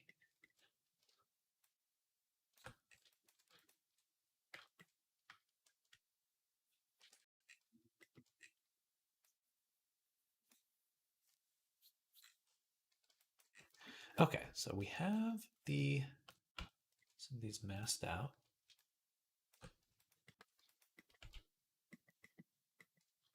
Pretty good. I think if we can make some of these other ones smaller, that would be good.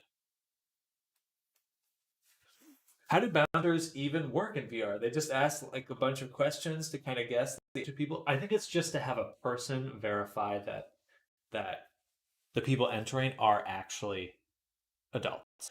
Like that's purely for that because like there are worlds VR chat for drinking, and it's like, do you want children in a world where it's meant to be a world for people who are of age and drinking? Uh, so I think it's for that kind of reason. Um, but you can ban people. I mean, enforcing like who can be there is that's been there since day one.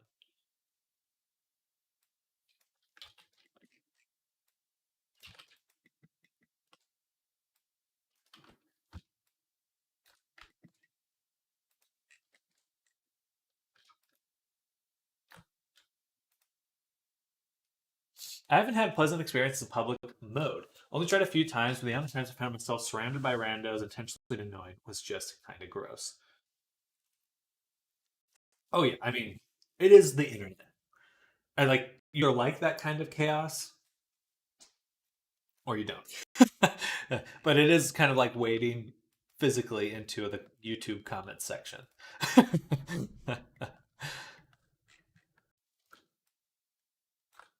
Not all the time, but I mean, there's been some genuinely like, especially you can meet other artists and creators and find like community. There's a really cool world. Definitely recommend if you're looking for something chiller. But like, there's a life drawing, so you can go in and get a painting and just sit with your friends and like doodle around and stuff. That's really fun. Like, there aren't many experiences like that you can have. IMO.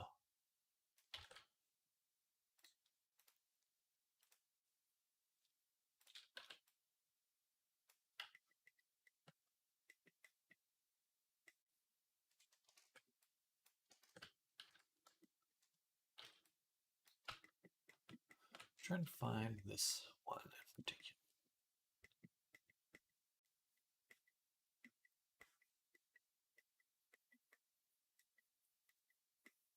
It's impossible. Where is it?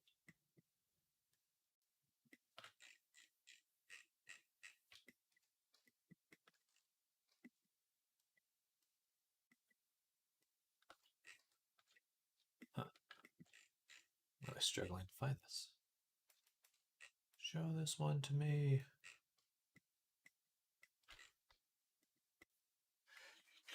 To me, VR stuff is mostly me playing in the background, building sandcastles, having fun by myself most time before going back into Blender.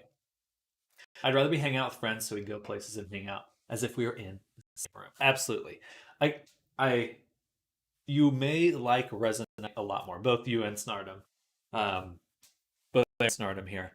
And I definitely encourage anyone else to check it out if you haven't yet, because you genuinely can build stuff, and like it feels really cool to sit in VR and like you can just actively do creative things, which I feel is sorely missing in VR chat. And it just made me realize that is absolutely the future of VR in general is being able to do things, create things while you're in VR. There's no other way. It has to be that.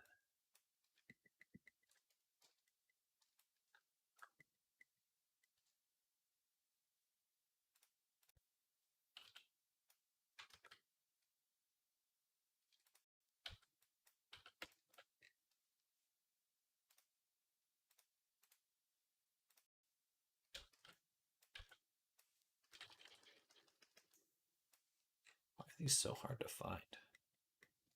I wish I could select the layer in 3D space. There we go.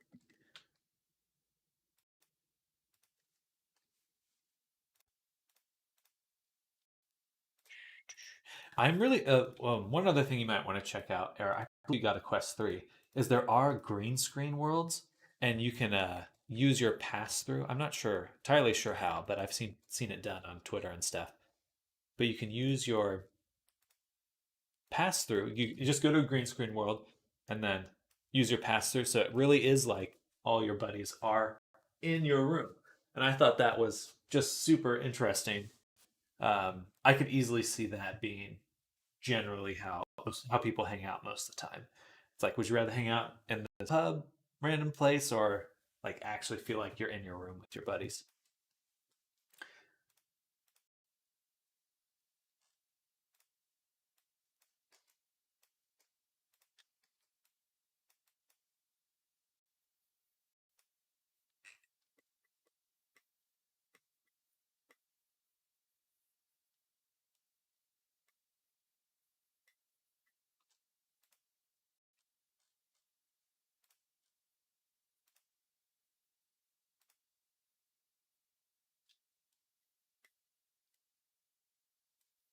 bunch of boobs.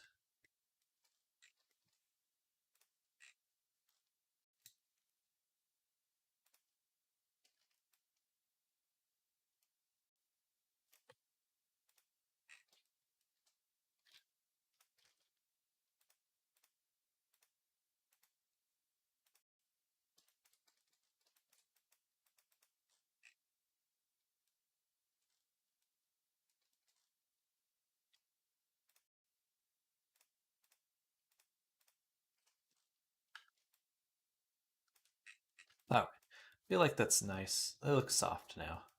That's what I wanted. Just a little too overpowering. Okay, so now what we're going to do is we're going to take all of these layers, copy them, delete this folder, and paste it here. Paste them here. So now they're all in one space, which allows us to control the color a little bit easier. Wish I could rotate the fingers properly on the proxy edits I'm doing, but also you've opened up a can of worms for me now. Good. My bad. What was I going to say? For the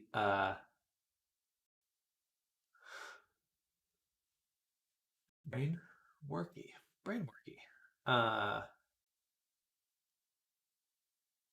You should be able to. It may be easier in the future. I may just do all the hand gestures inside of Blender because it is annoying adjusting the sliders. I don't really like that. In the future, I think I will make the animations in Blender and then just take them out of my FBX file. Because you should be able to drop them into it just as easily because it's already masked. You just drop in your animation. And as long as you're importing your FBX as humanoid, it will adjust it properly. Or, yeah, I think so. I believe so. Believe. Okay, that's all looking quite good now. What we're going to introduce is another. We just might as well mask it and then add a fill gradient like this. Set it to no repeat and planar projection. And that way we can adjust where our pink actually is. Though we do want to mask out this.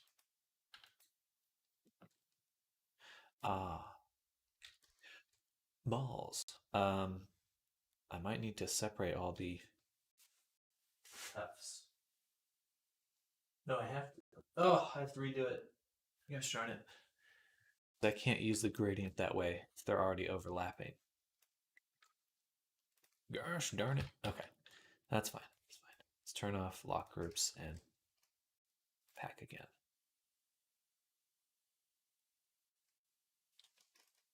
No, it should be. Oh Lord. Need to move them all out. Wish I had a distribute function for the islands. That would be handy.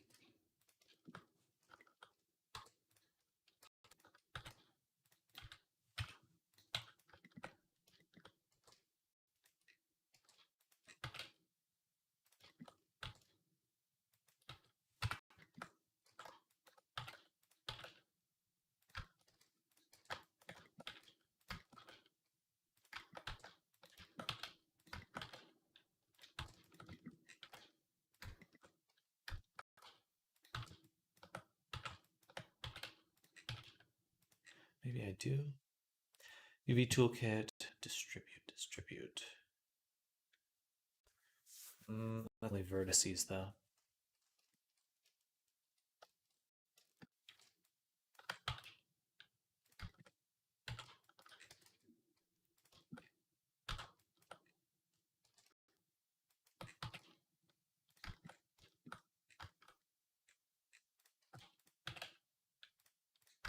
These ones actually are the same now.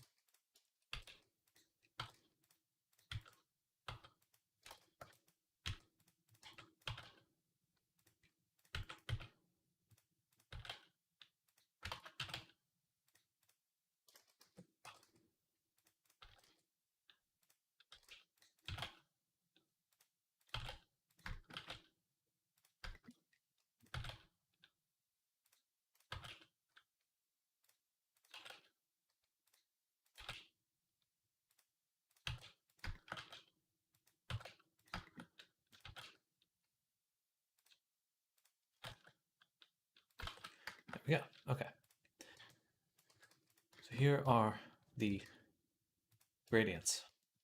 Now, just want to make them fit here.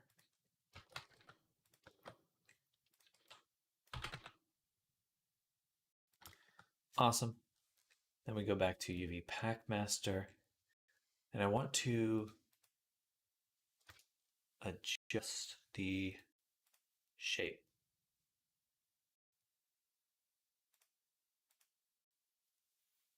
Which will just be 2, 3, 4, 5, 6, 7, 8. 8. So let's make these fit, just these two. 2 out of 8, 1 out of 4, 25%, which means this should be 75. Then we can pack. Oh, I see. 0.75. Awesome.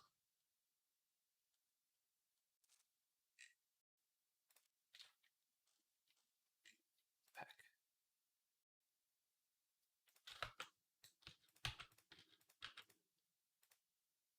Active detection in the UV editor required for operation.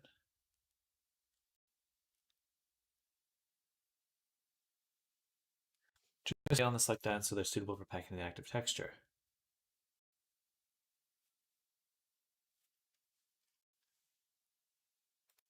Oh, okay, there we go.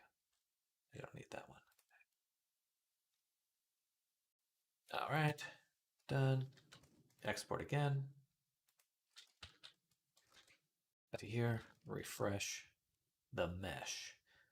And I have to redo all the spot again. Darn.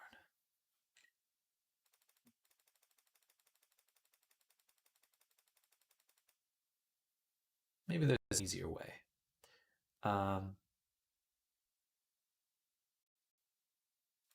Here's what we'll do.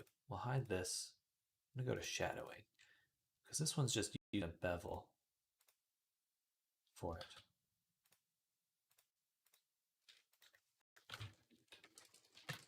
We'll use a bevel. It's already pretty close to what I want.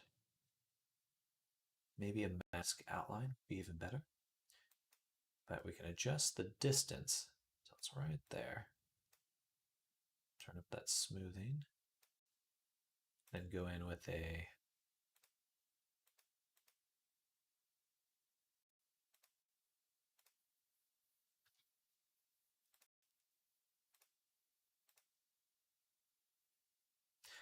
that's fine, like that. And then go in with the levels to push it right to the tippy top.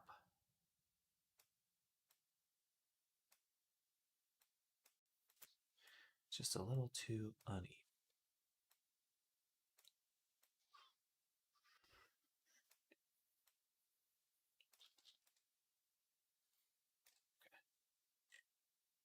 Let's try the bevel.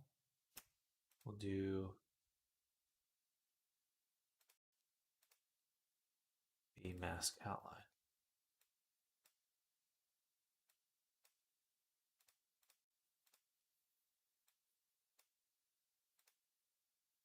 Hello, Teox. Welcome. We're working on some hair for this character right now.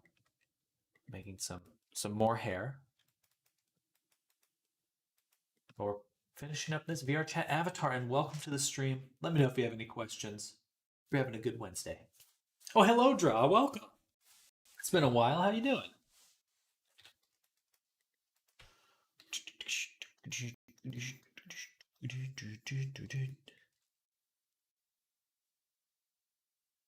All right, that means we do have to use the delete that.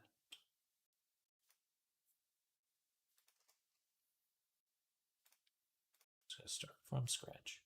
Working on a com too. So when you're looking at super good. Thank you. The curls are super nice. Thank you. I sculpted them. So yeah, they're all sculptorinoed, retopologized. Very happy with those. Little floofs. The tail as well.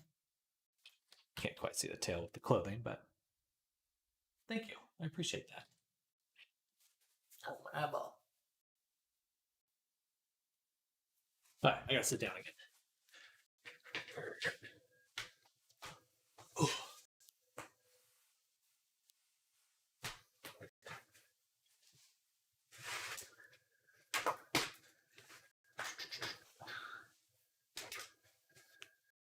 Okay. So we're going to add to this a fill, no repeat, linear dodge, and it will be this. I'll actually use Thorn this time.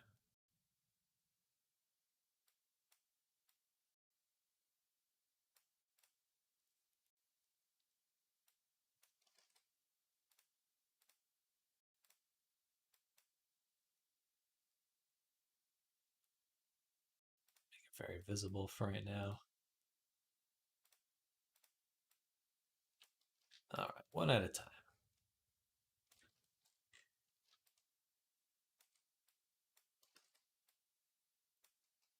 Turn on our wireframes.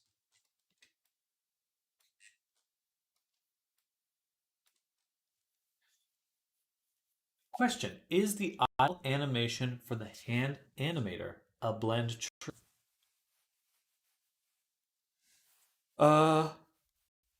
I believe in here there's no animation. What you're looking at in this is the let's go to the gestures.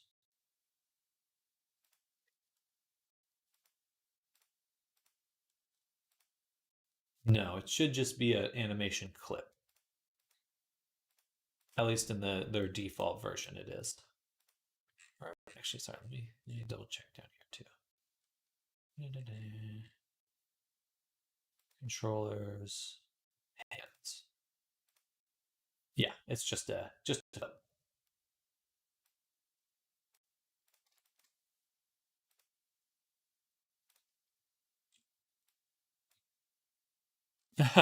you can put blend trees into clips. The one thing, oh hello Chloe Kemp, welcome. Should show up. Let me know if that doesn't show up because I'm looking at a multi-stream right now. So why not have a good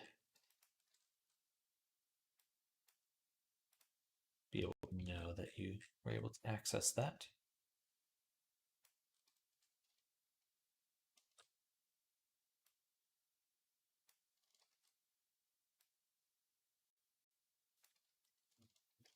But also, hello, Chloe. Hope you're having a good day.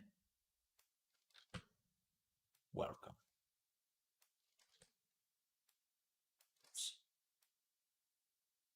We're working on a sheep right now.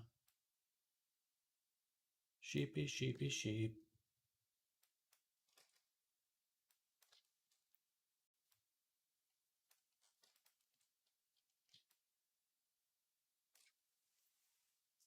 Excuse me.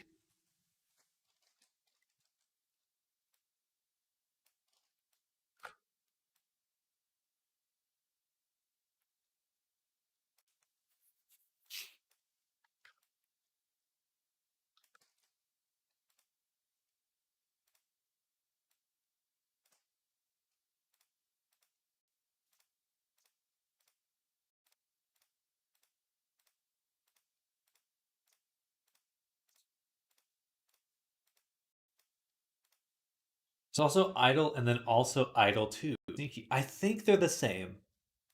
I think they just an accidental duplicate or something. As far as I can tell, I think they're duplicates.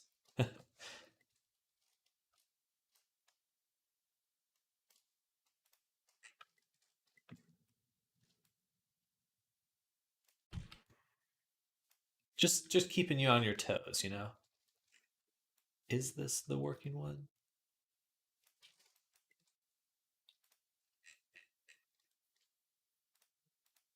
Idle only has one frame of animation. Idle 2 has tons. Oh, the animation clip. I was thinking of the controller. Um, let me look.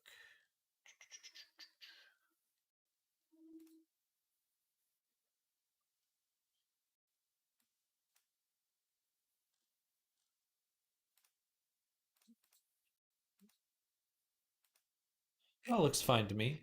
The one thing you'll want to keep in mind is just that, or no, maybe you are referring to there's no idle there, so it has to be these. Um, I only see one frame.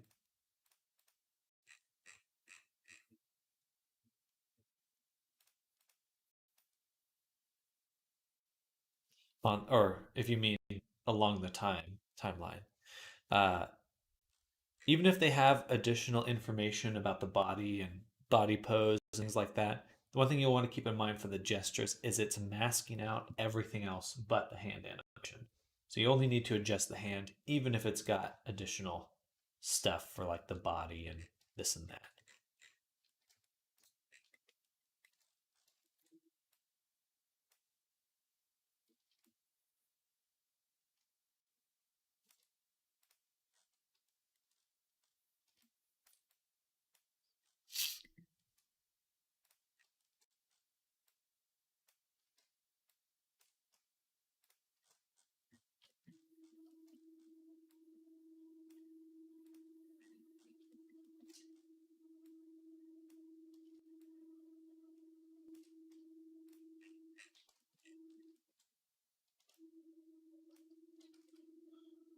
Boom, boom, boom, boom.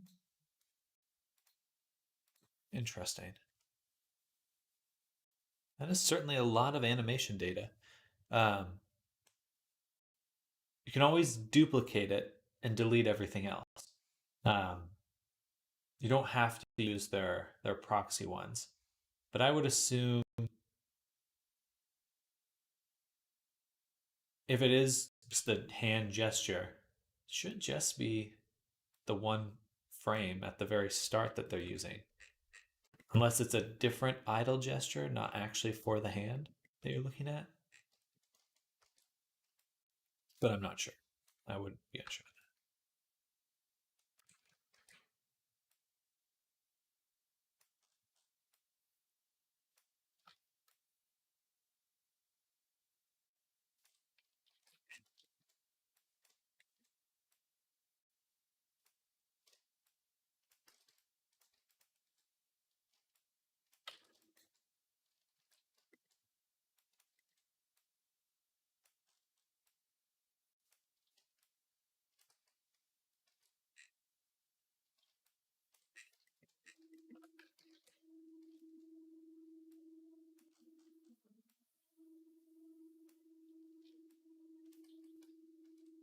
I plugged it in C and it does a swaying motion. The other one just had frozen fingers when I held anything.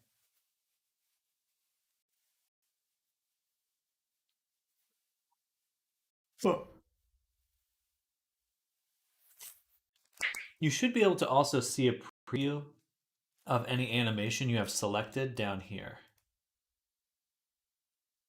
in your little in this little box. It has like the Unity default guy, but um, so if you ever need to just check what's going on, you can zoom in, see if they've got the hand pose or.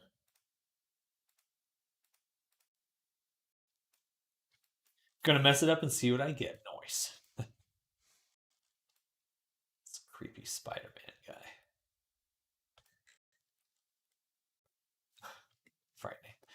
Back to Painter.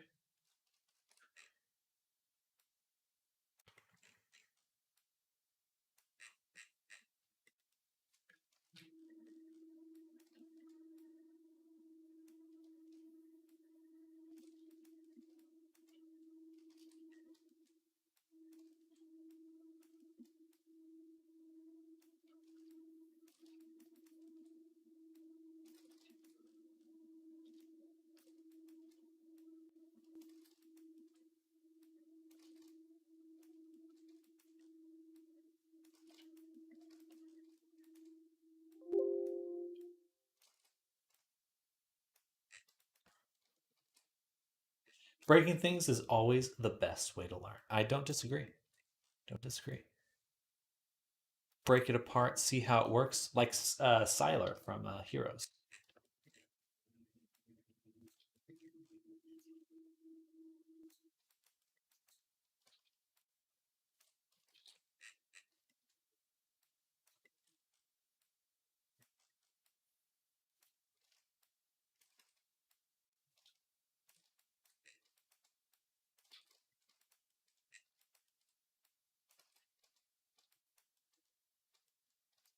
This one's a little too big.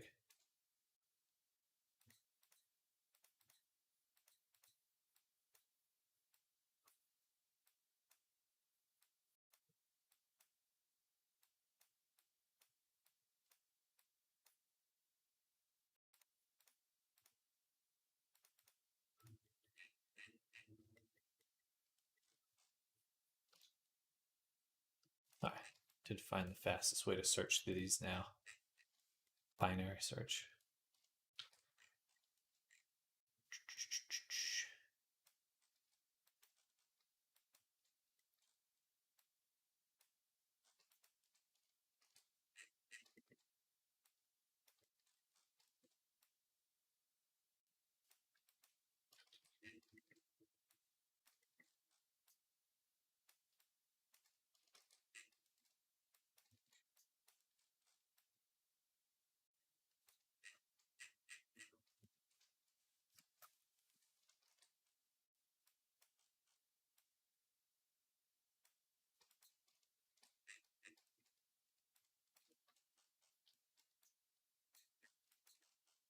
All right, there we freaking go. Took a while, but we did it.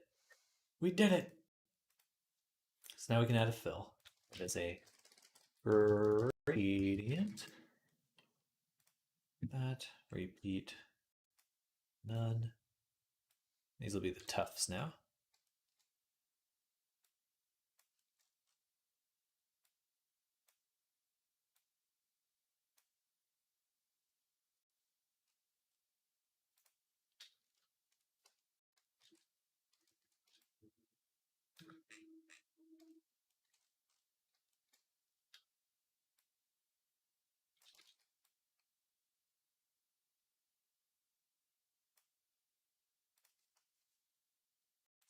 Five and put 5. All right, so now it is ready to be colored. So close this. We can get the ink from the actual reference image now.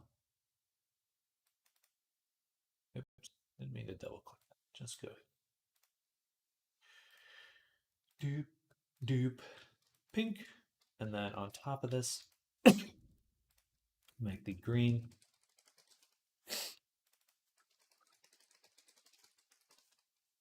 Highlight mask.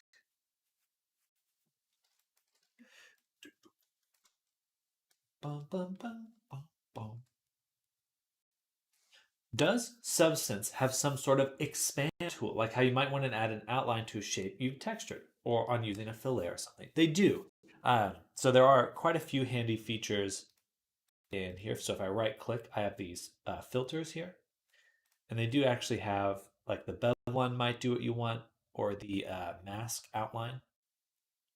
You can also combine a few, like, levels to take a gradient and like make it sharp. So for example, if I add levels here, I could sharpen it just by doing this, and then I could move it however I want, like that. So it is very similar to Photoshop, but just it doesn't always work in the same way that Photoshop does. So sometimes it's a little unintuitive. But certainly you can add stuff. Like I'd go in and add like a warp texture or noise to just give it a little bit of pizzazz. Thank you. I wish I knew about this earlier. Yeah, the mask outline. I've made some other ways to do it in the past that were just very inefficient. One thing to keep in mind with your filters is what you can do with the blending modes. So it's sometimes you invert things just by changing it to a subtract, or uh, like if you have a shape, you can put a blur filter on top of it and then change the blur to linear dodge.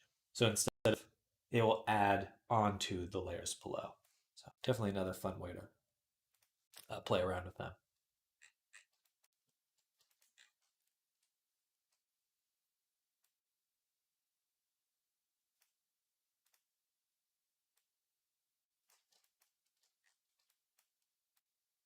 Looks like a cloud. Oof. Now, back to this in here. We have the green. I'm going to sample that green color. Right there. Boom. And then on here, add a fill gradient. Set it to planar projection. No repeat. And now we can kind of move it around.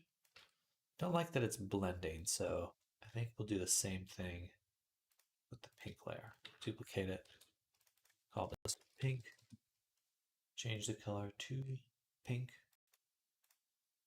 and then that way we can move pink gradient over here and leave the green gradient over there.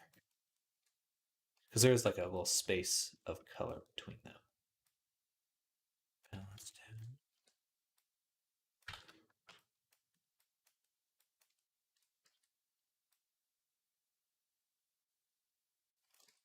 Hard to tell exactly which way it's projecting.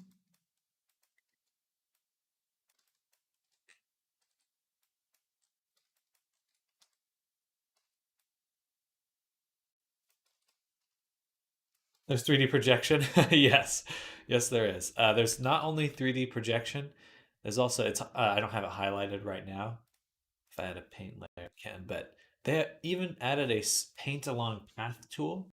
Very cool, especially for like hard surface stuff.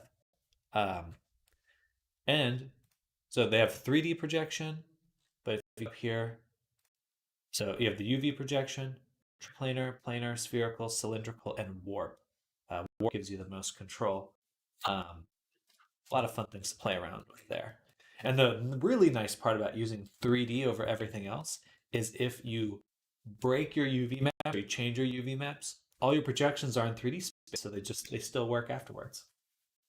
I had the 2022 version. Do you think that still has a 3D projection? Yes, definitely the 3D projection. Um, don't know about the path tool. I can't remember when they added it. Might be in there.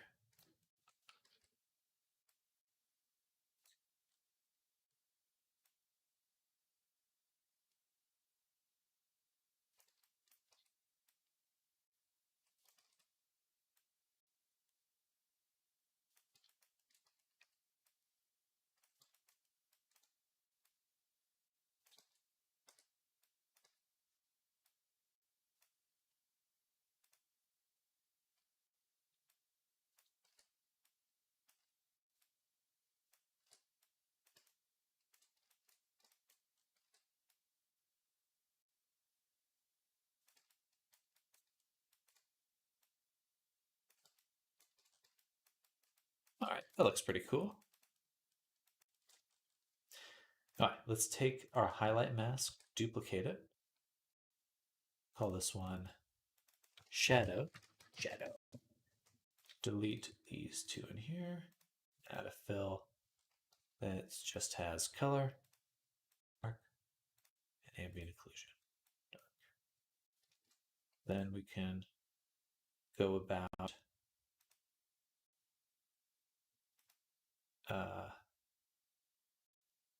actually, we can delete these.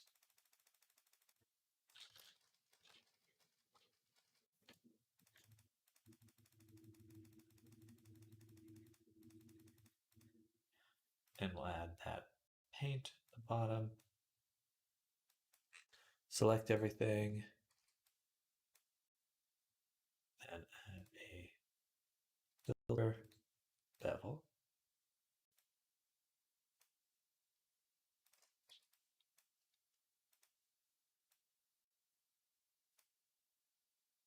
Set it to subtract. All right, so now we can push the bottoms of these. I'll add one more paint on top to get rid of it on the gradients. These ones we can invert.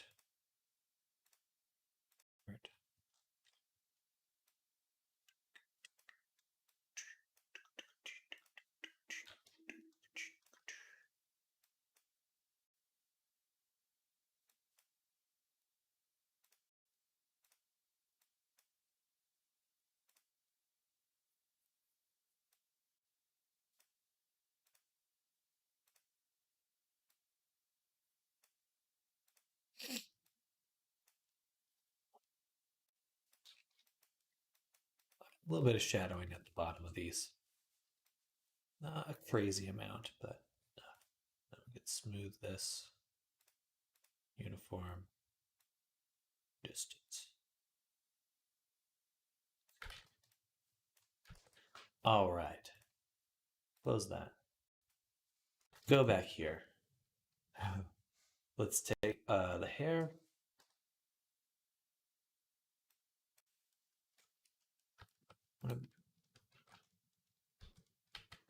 Back 2 steps, maybe? No. Have to take all the ones that aren't rigged, and we need to rig them now.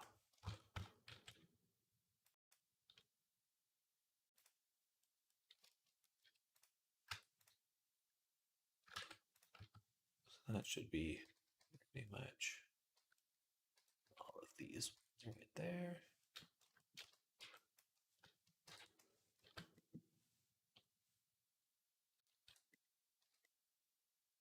Pop that off. This will be a little bit easier to rig this way. Now, do I add a bone for each of these? Hello, Play. Welcome.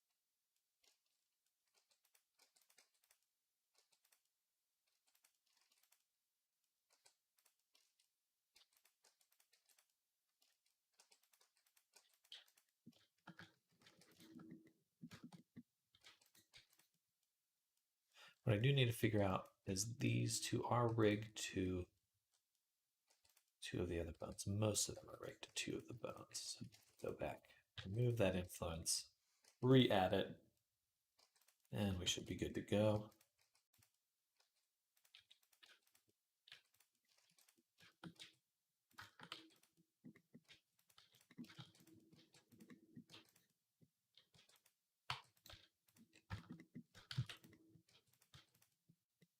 So many bones.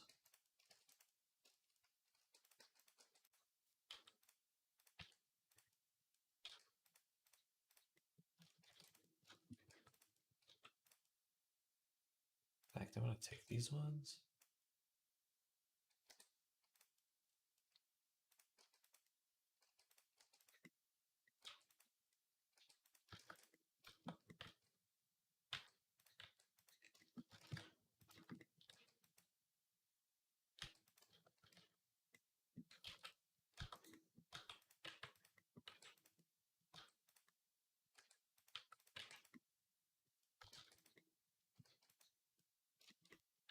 It'll just look weird if they don't move. So I do have to do all of them.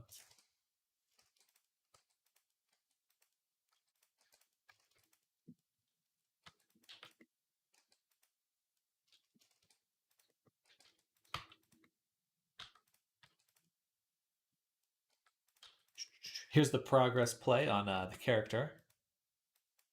Oops. He's coming out super well. Got most of them finished at this point. We're just doing the hair, and then we'll move on to the thumbnail, which should be fun. I like making the thumbnail now. I need to keep it a little bit. A few times in the past, I've made the thumbnail way too complicated. Just need to get it in, get it done.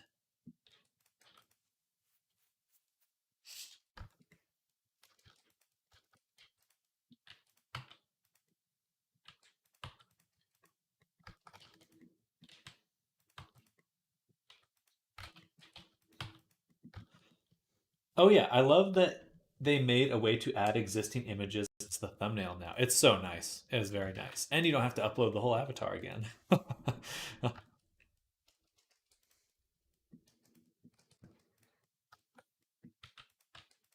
You can just update the profile. Does anyone know when VR Chat was supposed to do the creator economy update?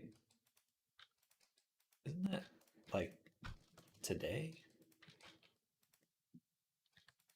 It should be really soon.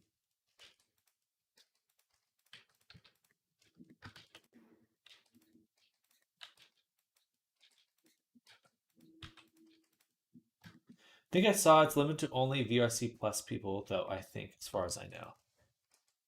Not sure about the date. Gotcha. Thought that was live already. They did that world update, but they said that they were going to do something else, right? Some other thing, or they were going to have another update in January. So yeah, they did the like subscription thing, and then they're supposedly going to be doing something else as well.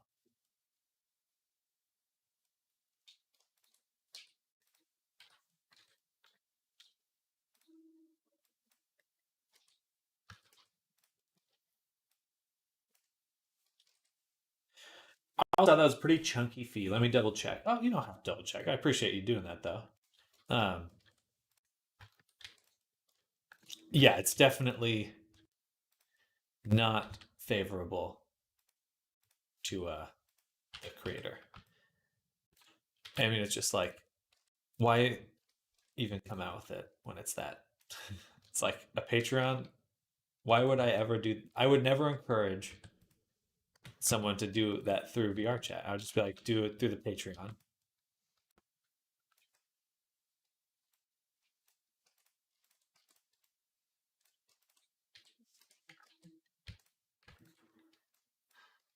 Or whatever, some other avenue.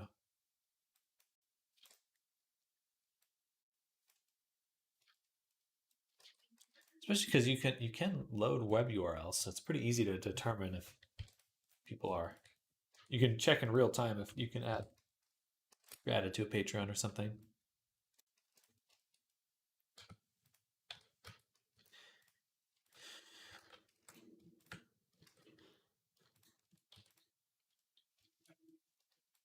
Anyway, funny stuff. Very funny stuff.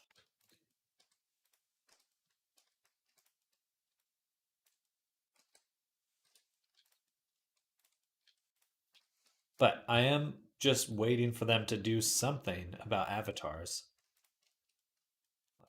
Are we ever going to get a store for avatars? Like, ever?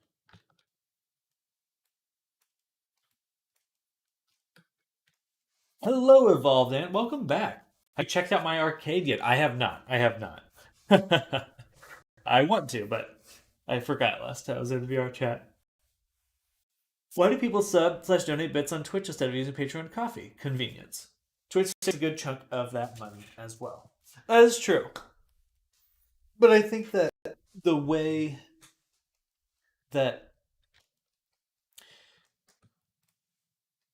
Twitch, your Patreon's not competing with Twitch, whereas the way they've set up the donations of like support, like that does seem to me like it's the same. It's a very similar mechanism, and in that way, I think they're kind of competing.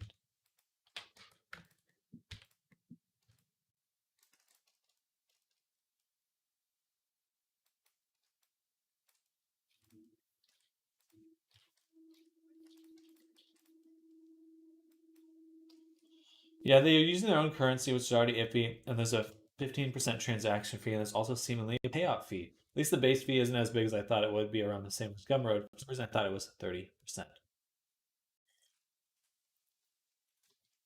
I thought they were taking 50%.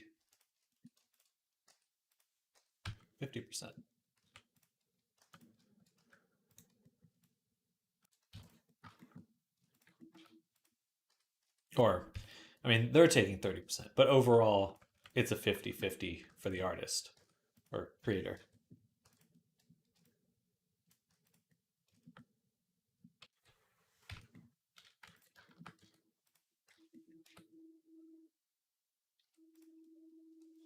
Oh yeah, it's like basically it's Steam takes 30%, VR chat takes 20%, and you're left with 50%.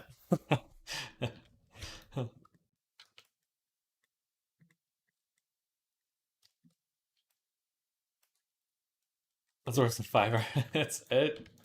Yeah, not it's not competitive. It's not a competitive rate. That's for sure.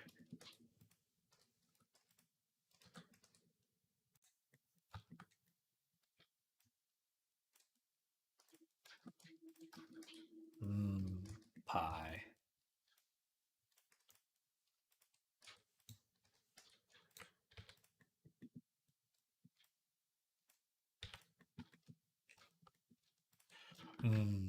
Pie. Give me the pie. Anyway, I do hope that they have some sort of update soon because I'm very keen to know what their next moves are.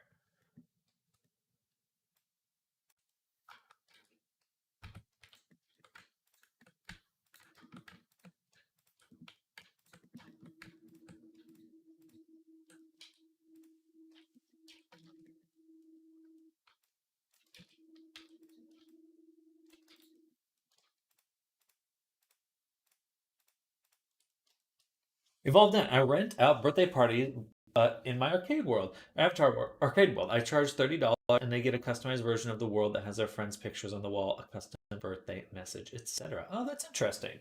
I like that. That's a smart way to do it. Do you change the? Do you upload a variant of the world, or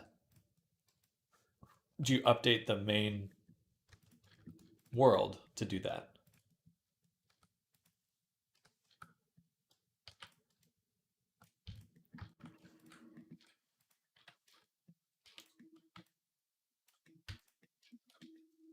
People just PayPal me and I get the full amount. No reason for me to ever go through creator economy. Yeah, I think. Yeah, just in that way. But when it comes to actual business stuff, it's just so easy to sidestep. VR chat. Create a new blueprint ID so it's the exact same world but a different world ID that they only have access to. Okay, that's what I thought. That would make more sense because that way it's private.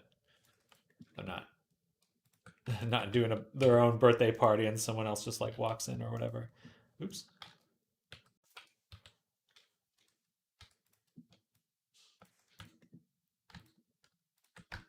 Almost there.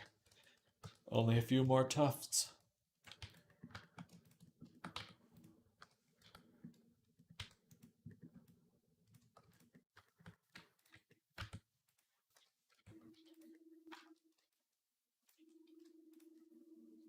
That's cool that you're able to do that.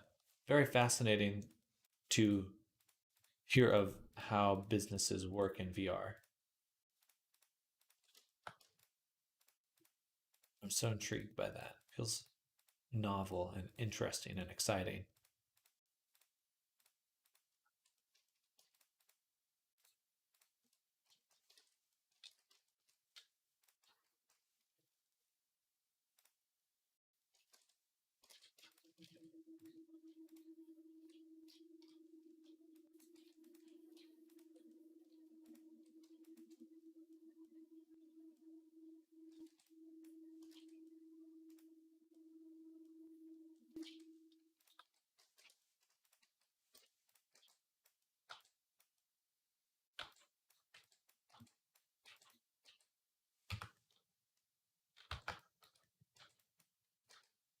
Okay, perfect. All right, I think he's rigged.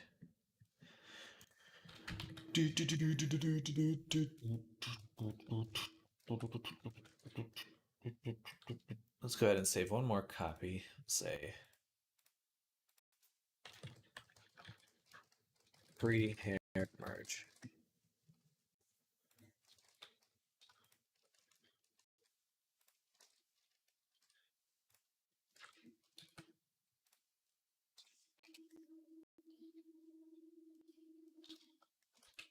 That hair added so much more geometry. Wild. Okay.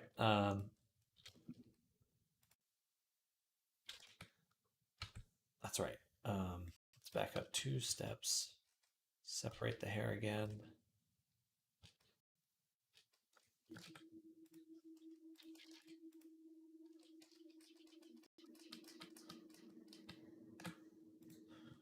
I need to make another UV map.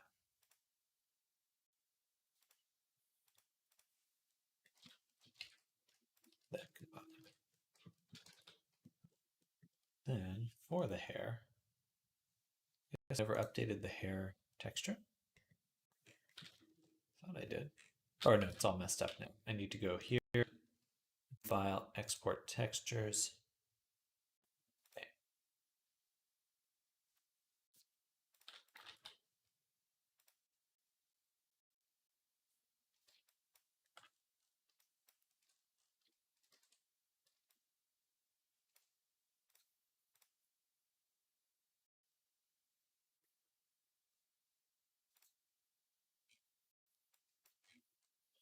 That should have worked.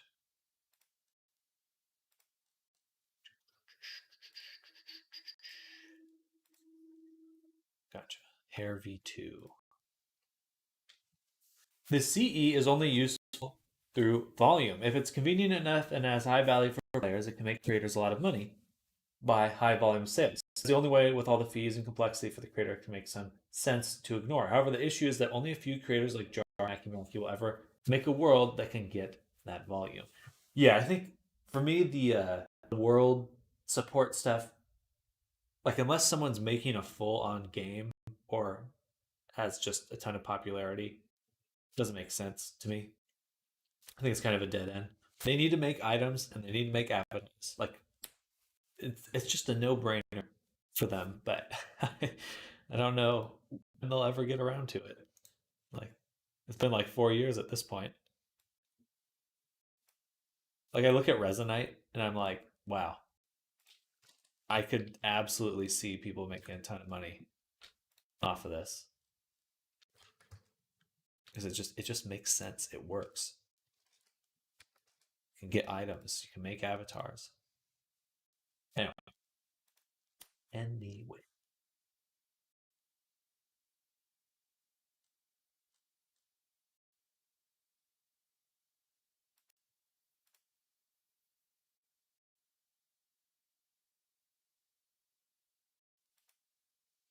we'll get there. And the volume, I'm interested to see. I mean, this has been VR. Every year has been VR chat's biggest year, so I think the growth will come.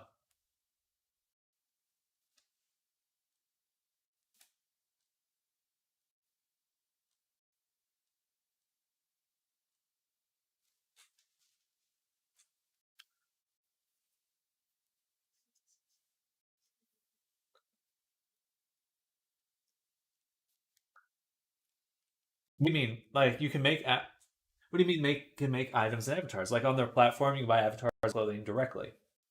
I wouldn't think clothing because that's definitely hard to customize.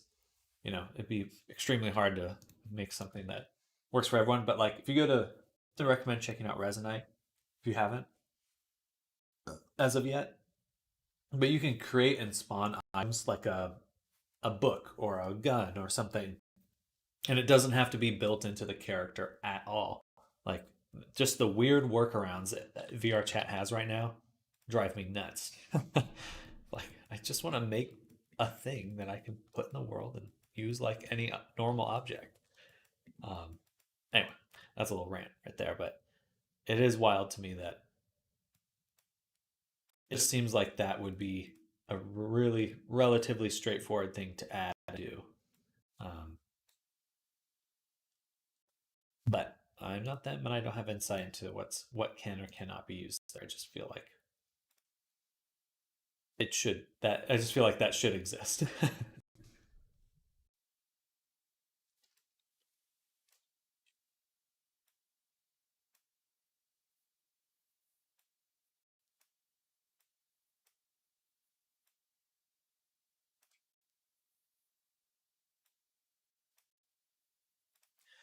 For Resonite, you can make detachable avatar, not the most optimized, but I have a for my base and another for clothing, which I can add onto it as if it's an item.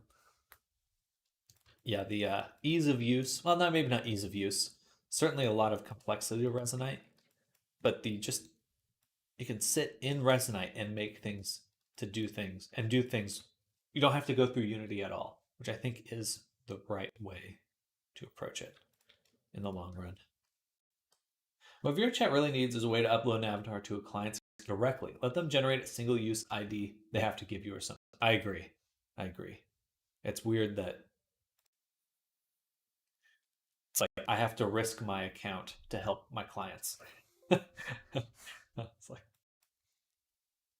or they're just stuck being unable to use what I've made for them or have to wait or whatever.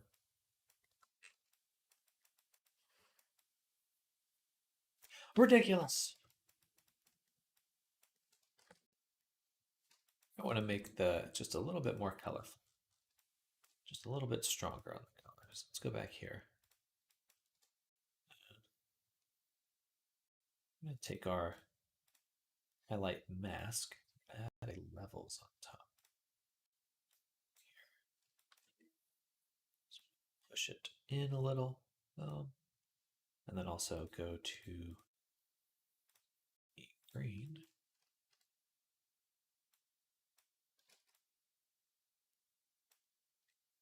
Just balance it. Pink.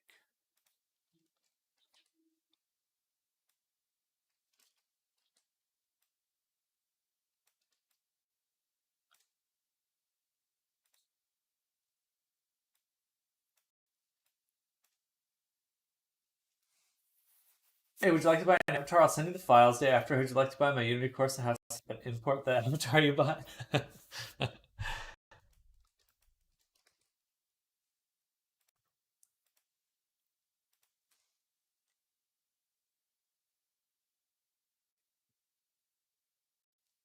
I do think that, like, just with how much, with all the years of experience that VR chat has now, I'd be super fascinated to know that, like, if they had to remake VR chat right now, what differences they would make, what the different decisions they'd make. Like if they had to remake it from the ground up, what would they do differently? Because I can think of a few things right off the bat.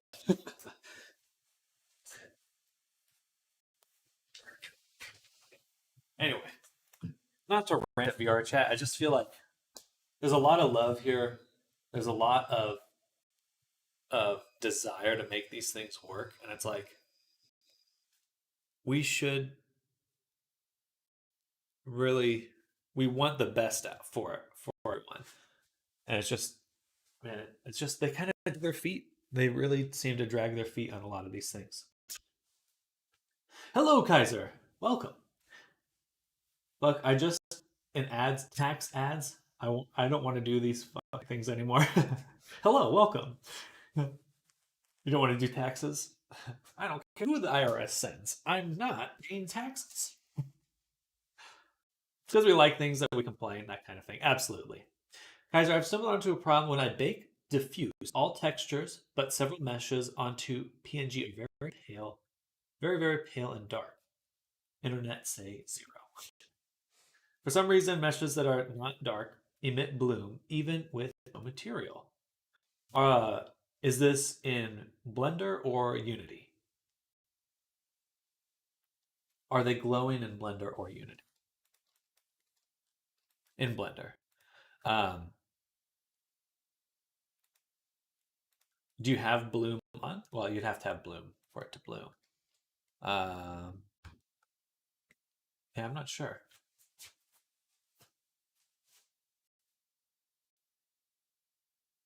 Uh, so when I bake, I'll just tell you how I bake textures. Maybe that will help you a little bit. But I'm gonna switch to cycles. So when I bake, I do not bake combined. I only ever bake emit. I only bake emit, and then I just feed my textures on my character.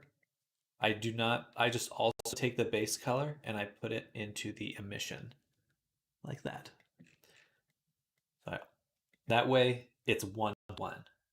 Um, yeah, the the combined and stuff. Uh, I've just found that to be the most consistently that is only bake the emit and just put your textures into the emission. Um, yeah, because all this other stuff can get a little crazy.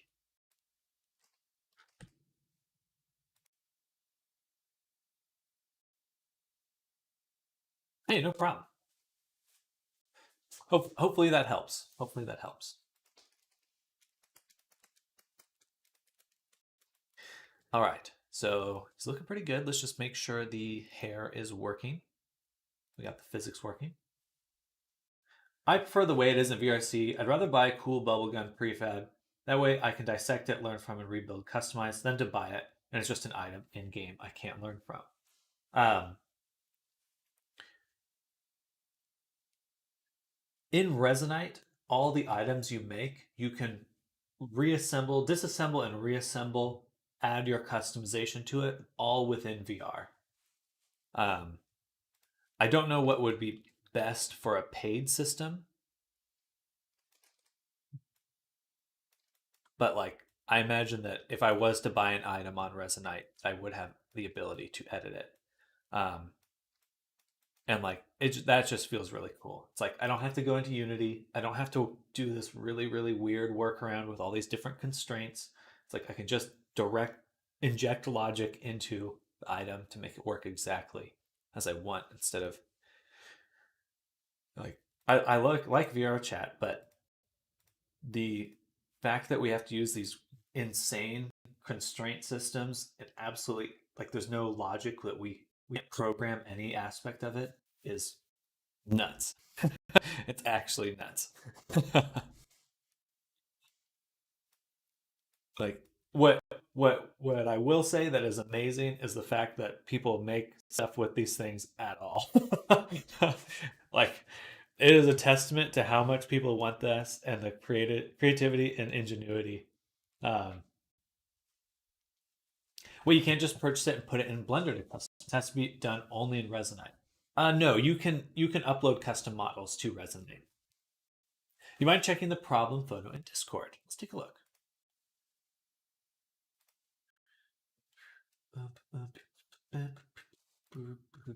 I saw your message, Evan. I will look at it at lunch.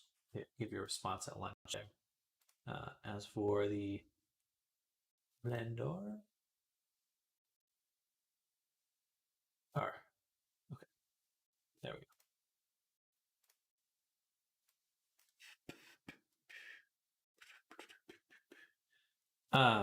You drag and drop your blend stuff right into Resonite. Yes, it's a fantastic. Like you're just there. So I'm assuming you don't like the white areas here. Big diffuse in all the textures, but all the textures but white gloves are very dark.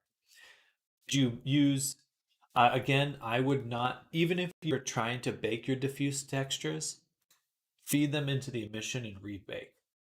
Um, yeah, I would absolutely only ever use the emission. Only use the thing here. Yeah. It sounds like they're getting shadowed. Um,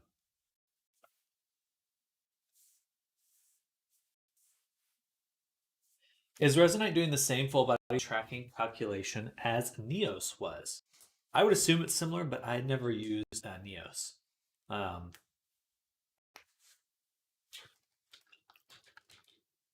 it seems to be built with very and very similar, just without the cryptocurrency uh, and NFT stuff.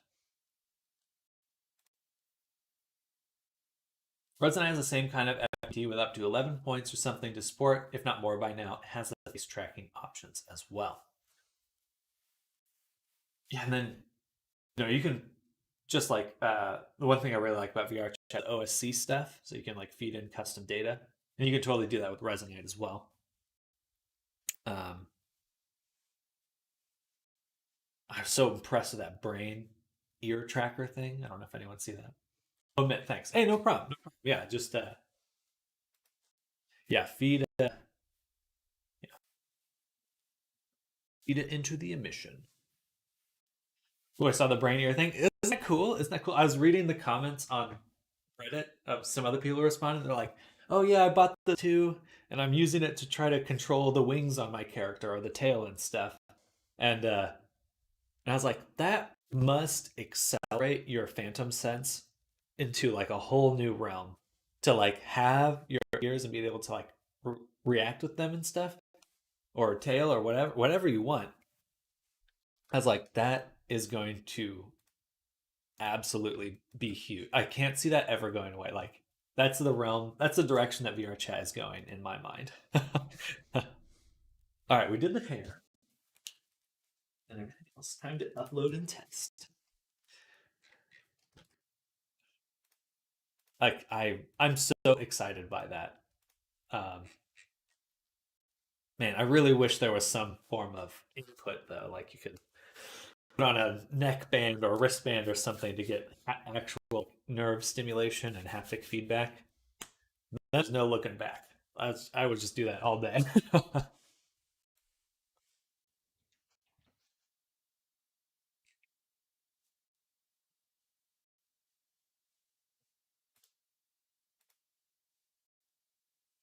Like yeah, once there's that loop between like you being able to move some part of your body with your brain and then haptic feedback as a response to that limb or whatever, I the world will not be the same at that point.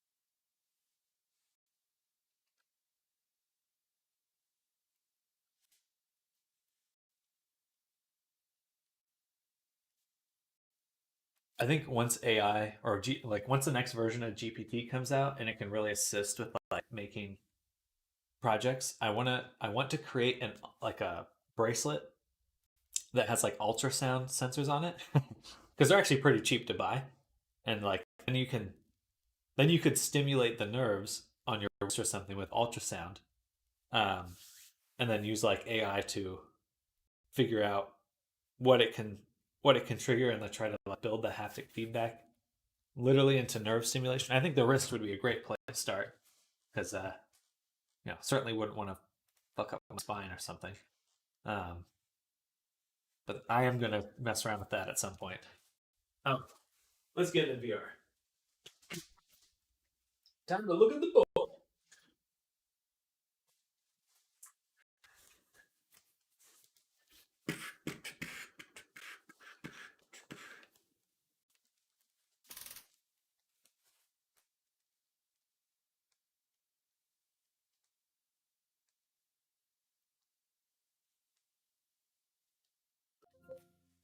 Oh, that's loud.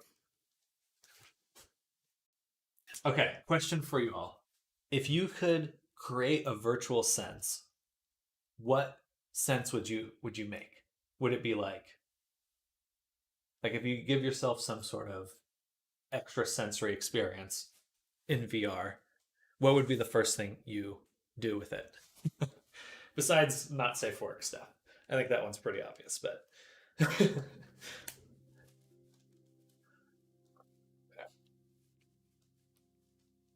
Or aside from that.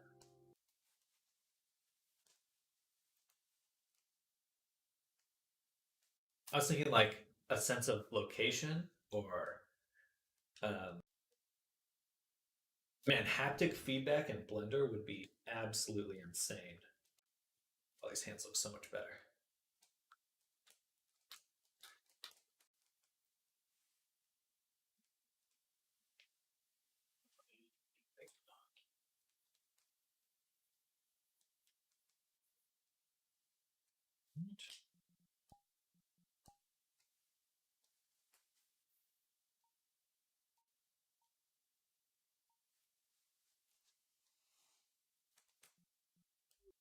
Blah, blah, blah, blah. Oh, balls. Looks like I messed up the facial expressions. Or I probably forgot to rebake the shape keys. Looks good. The hands are feel like they're right size now. Let's see the crouch. So weird. What would I do about it? It's just the legs pop through. What? Don't look right.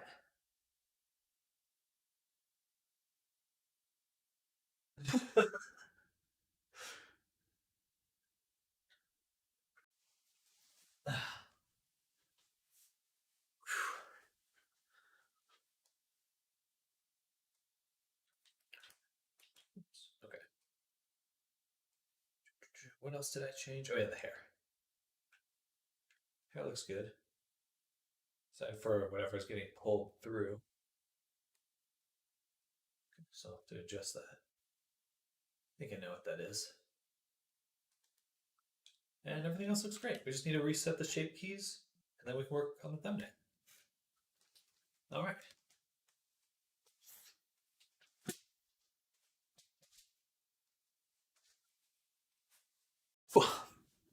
Oh God, Sam.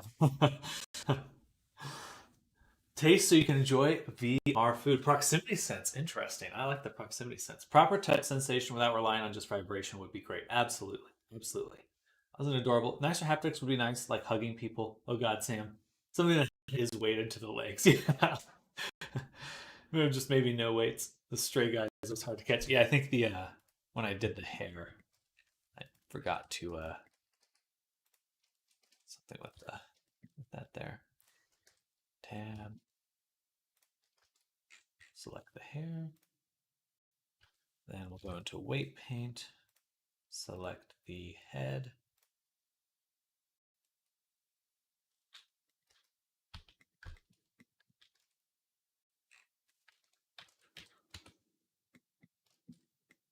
Should be there. Weights, smooth.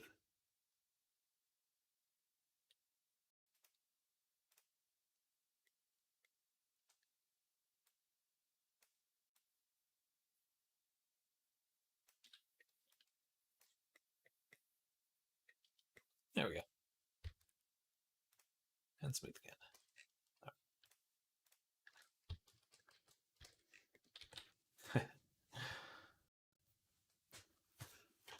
The stray guys are hard to catch. They are. I do like the taste. That would be interesting. That would be bizarre. Can you imagine if you drank like water and it tasted sweet? Or just normal water? That'd be really that would. But then you'd have to. I don't know where those nerves go. They probably go. They're not probably not on the brainstem. Well, maybe this goes down. Anyway, that would be amazing. Absolutely. So we're 300 frames. It's animation. The thumbs are being extra crunchy, so I have to fix them. I would just delete everything you don't want. Get rid of that extra stuff.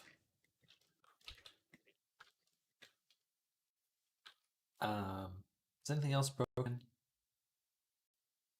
Could also taste karma or sweet, sweet revenge.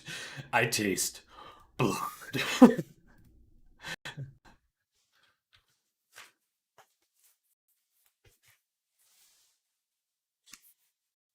Heat would be interesting if you could feel warmth.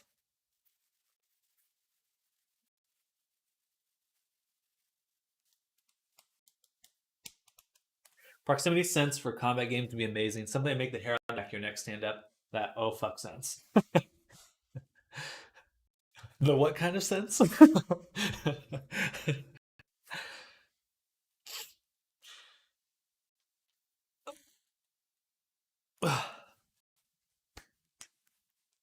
But I totally think it's doable that you could make some sort of ultrasound device to stimulate your nerves and your wrist for haptics and stuff like that. Seems doable. Okay, I do have.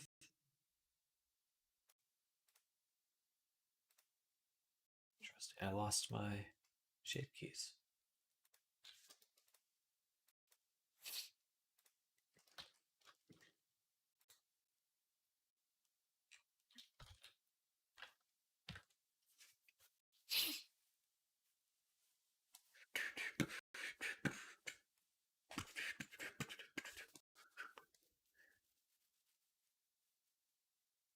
Flying would be so cool. Like flying with just your mind. That'd be an interesting feeling. Telekinesis. Actual telekinesis, or at least virtually. I guess you only need output for that, though. You don't even need input. Both of those are just output, actually. That's not an input. Not required for input.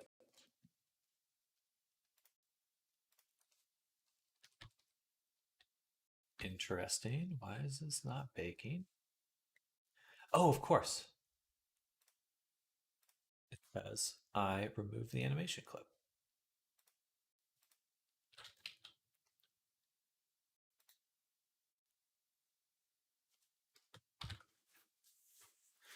All this is like my dreams coming to life. My dreams are 50% eating snacks and 50% flying. I don't think I can even remember a dream I've ever had where I've been eating. I mean, maybe once or twice. I definitely have weird teeth dreams all the time. Those are more nightmares than like dreams.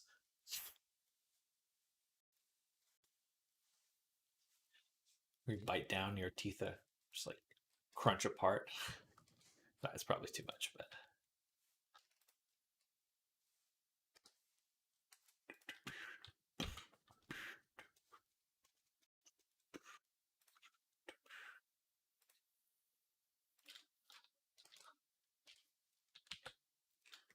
Uwoog Vest uses electrodes in a 2D array and a replicated sense for your skin to pick up on. I think that tech, with a lot of research, will probably do what we want. Huh. Oh, maybe I should give that a shot. I was also thinking, oh, again, just speculation.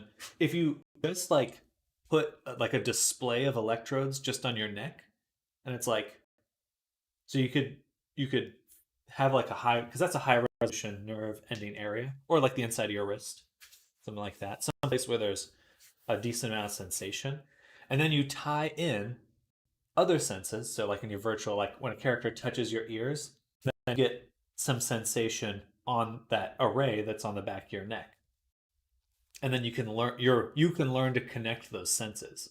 Like if phantom touch is a thing, you could probably learn to connect other uh to adapt other sensations like on your neck to other thoughts, or like other virtual phenomenon, virtual simulation.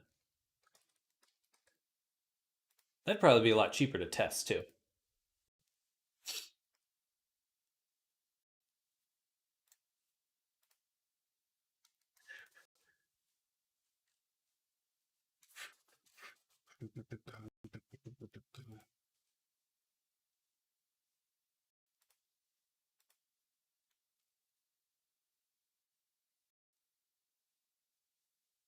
Anyway, I'm just speculating. I love thinking about this stuff. So I'm in the health mindset a little rare. I will give a heat sense uh, when I sit next to a fire in VR. So that'd be really nice. That'd be really nice. Just like a array of heaters around you. I think animations are the first step when talking about controlling a computer with the mind. We can move cursors with our minds, but calibration is person and error prone. Running with eye tracking to get a sense of a user intent. You boost accuracy for all users at once. Yeah, the that's a good point. Yeah, combining the sensors with intent. Um,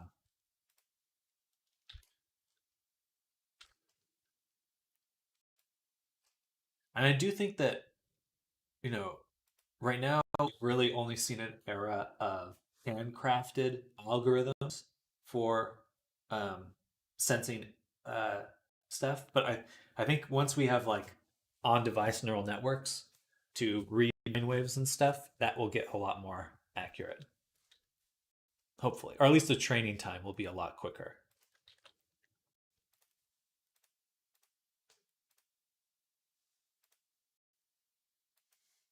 All right, I think we have shape keys now. And we fixed the stretching, which means all that's left is the thumbnail. Okay, let's get that set up and made. Um, select the body first and create a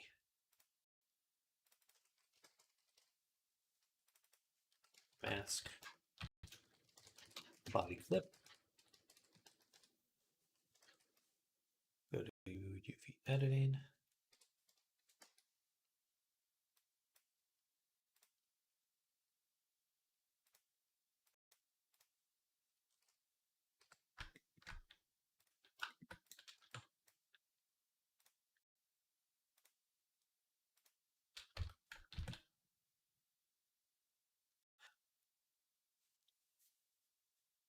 Oh, I kind of, do I want the version?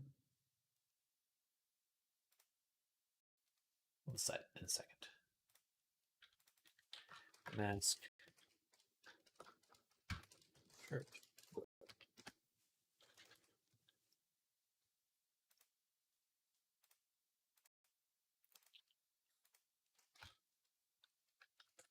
On-device editing will change things. If we get access to editing, knowing Microsoft, they will protect the users from having to do that at the cost of data. Hello, Bruno Picasso. Welcome. We've been working on the VR chat avatar last few days, and we're just at the final touches here. So we're almost done. Almost done.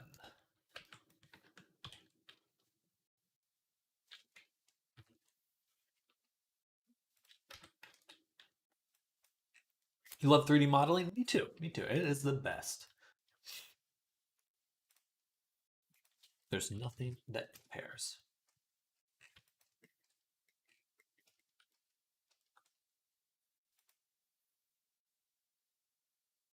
I guess I wanted to include. Let's go back to this group, remove, and I just want these sections. Or no, I just want this. Okay. That's to make it's not clipping.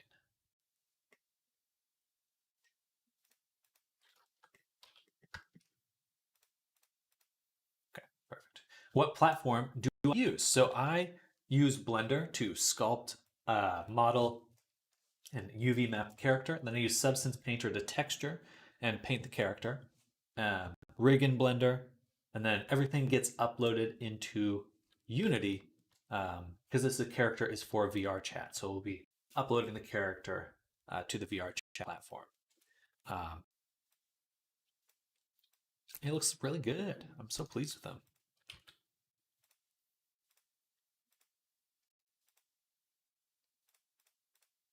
And we'll add a mask here as well.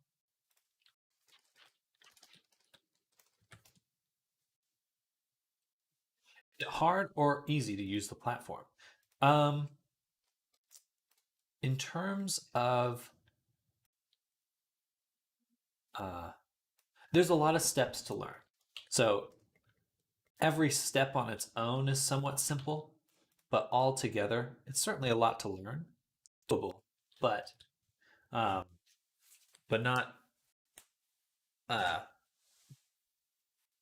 an editor yet. Still trying to learn. I think you can just if you find a good tutorial, as long as you're doing simple projects and like keeping your goals uh, about testing. You know, you're not trying to make the perfect avatar. You're trying to get something uploaded to test. Then you can do it pretty quickly.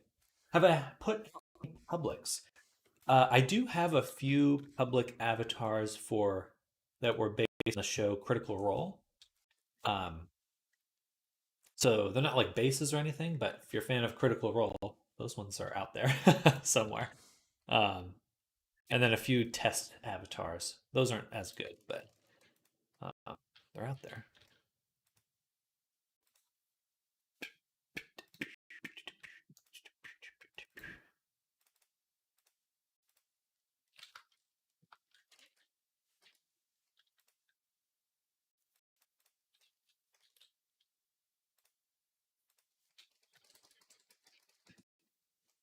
I'm not native yet, still trying to learn.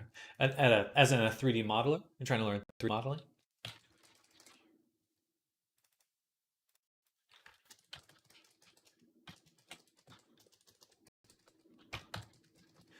Do I have a favorite Critical Role character? I loved Jester. My favorite ship from the last season of Critical Role was Bo and Jester. I'm really sad that they didn't end up together.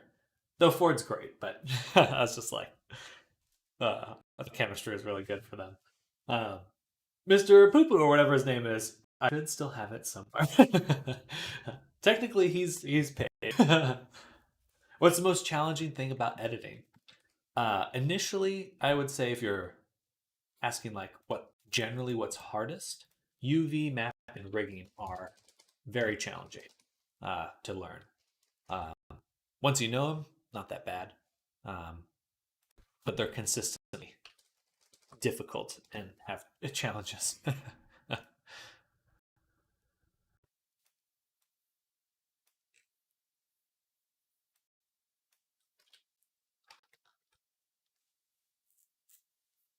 I paid for it with hard-earned channel points, indeed. Bo Yasha was pretty good too, but yeah, Jester is my fave too. Oh, did I say Bo Yasha? I meant Bo Jester. Um, that was my favorite pairing, Bo Jester. Didn't happen, but you know, what are you gonna do? Yeah, Jester is Laura Bailey is amazing. She's definitely an actor of all time. Any other people here watch Critical Role? It's my favorite. I just recently got back into watching it. The latest season.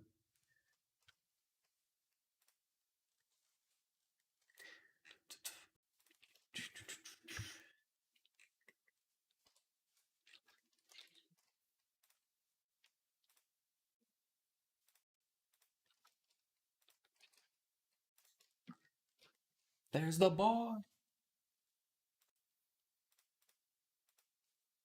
A smiley day to you. Yeah, Sam Riegel's always the best, or always amazing.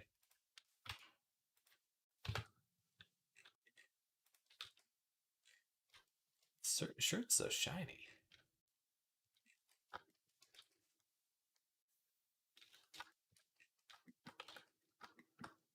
All right. The hair's broken. Let's go back to Vadio. Shading.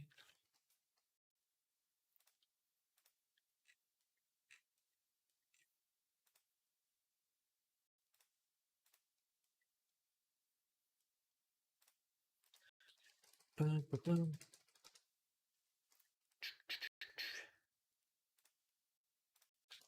There we go. There we go.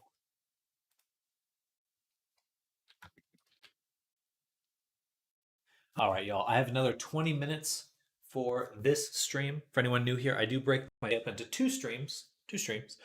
So I will be back in about an hour and a half. We're ending the first stream of the day, so I go on lunch. But we'll be back pretty soon. Yeah, that's about 20 minutes from now. Not just yet, but soon.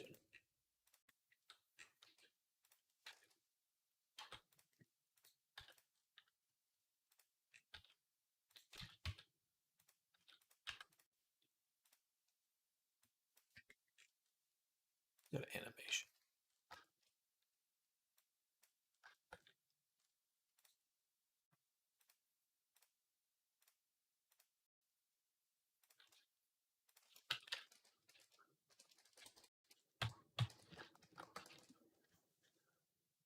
This will be the third thumbnail I've made in the last 4 days. I had to catch up and make some for some of my other characters. This shirt looks oddly shiny. Is it really that shiny? In here, it doesn't look shiny.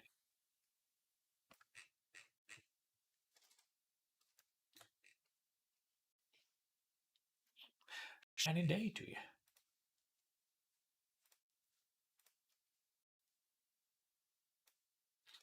Something like that. And then slap some blue on this one back here.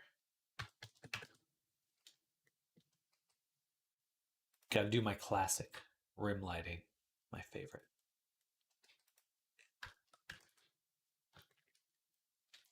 Then we'll also go to shading here, select the world. Drop an environment texture. Sunset.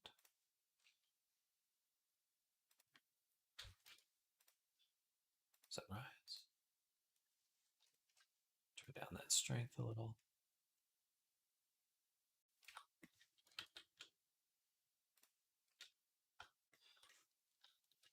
And film transparent.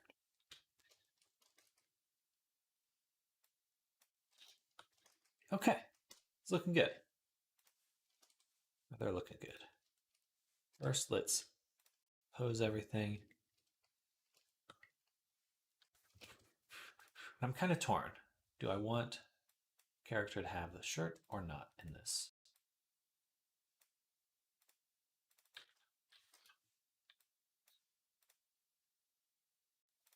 This, because I like how the body looks. It's cute.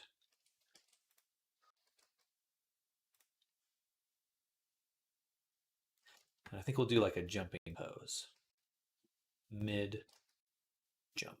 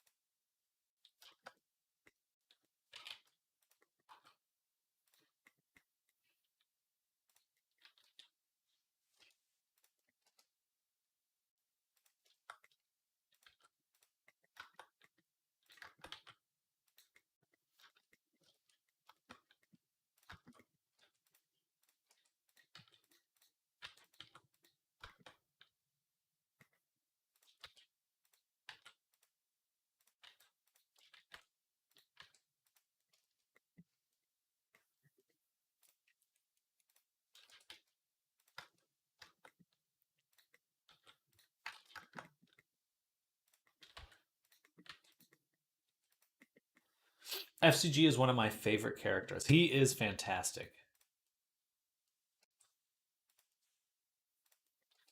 Just consistently hilarious.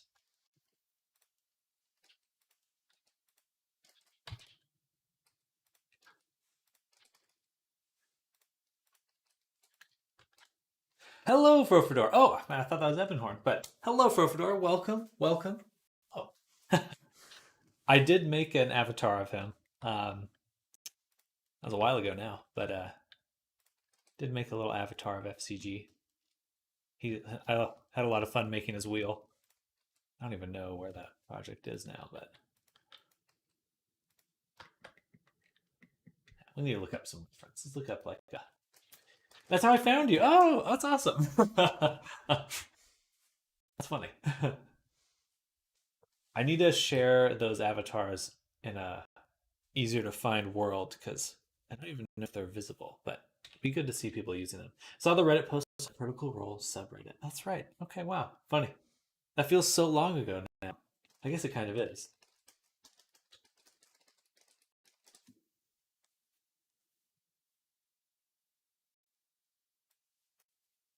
What do y'all think?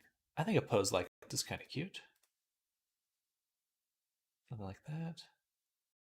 I like this. Oh, this one's cute. I like that. Yeah, we're gonna do one like this.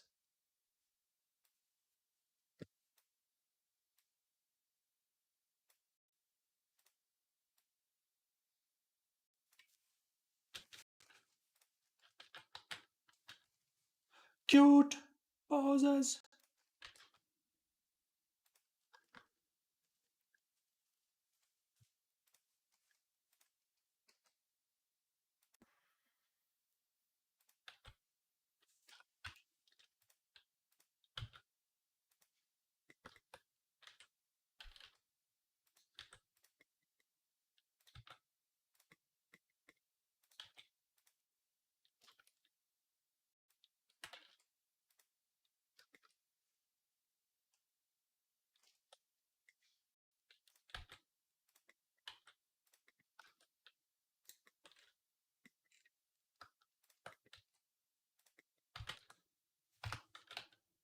But how you doing, Profador? Do anything fun those last few weeks, last few days, or last week?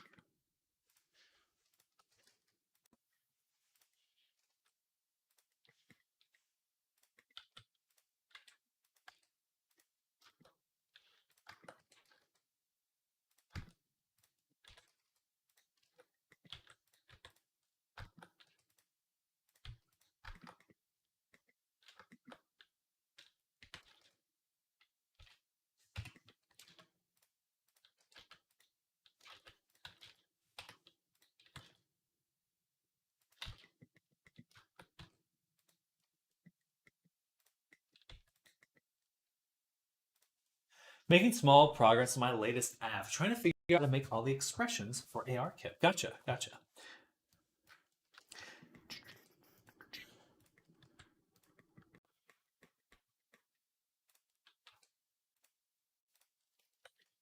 What kind of avatar are you making?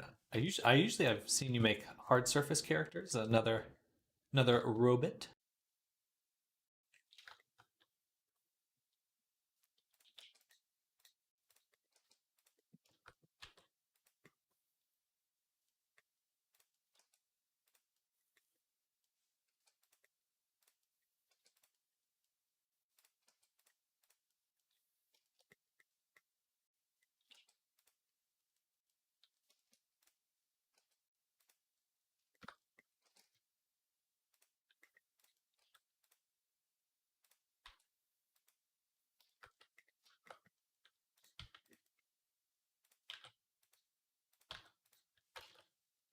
Oh, sticking his tongue out, sticking their tongue.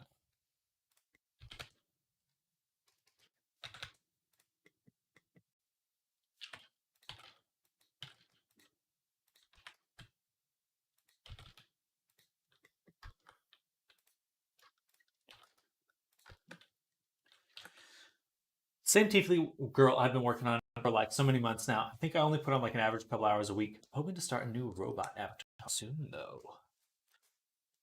Well, that's exciting. I'd love to check them out when they're done. Give them to me.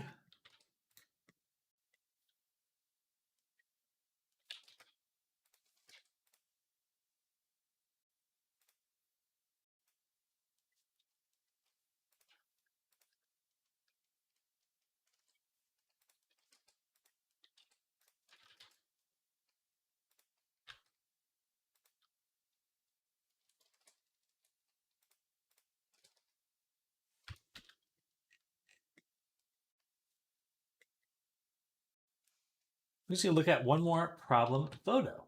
I got some of her expressions working. Okay, heck yeah. In Blender, colors are colorful. When you edit the same texture map externally in Blender, it's pale and dark. What do I do?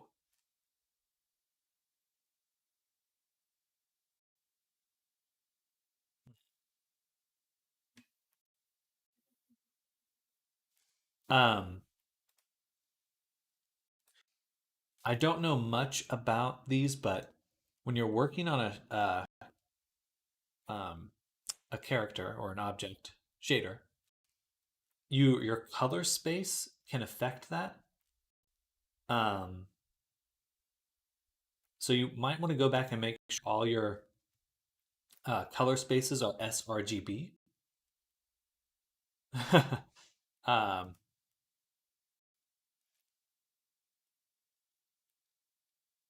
you want to make sure that the file you've made that you are baking to is a PNG that is an sRGB file. Like you want to, well, like if I make a sort of object,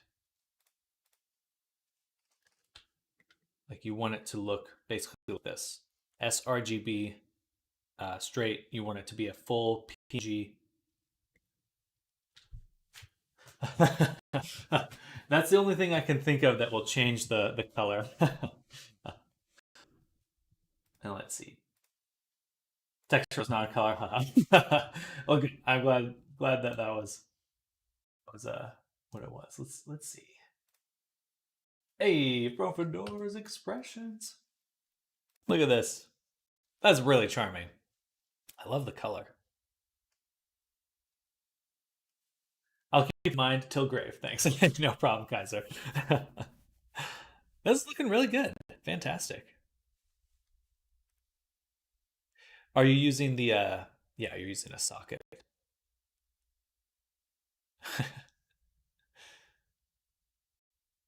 The tongue was fun to make.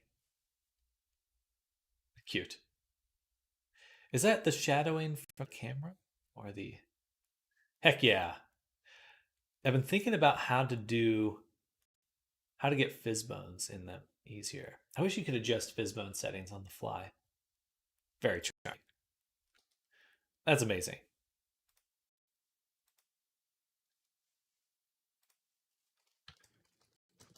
Fantastic work.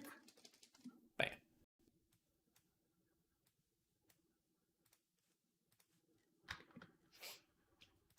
That's really cool. She has some custom anime face normals too. Give me the custom. Well, that's exciting. I can't wait to see your work with them continue.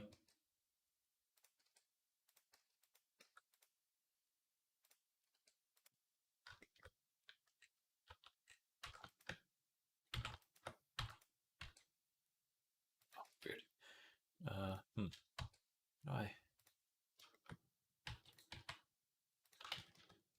I guess I gotta turn it like this. Pick these up, over. I should just rotate the character a little.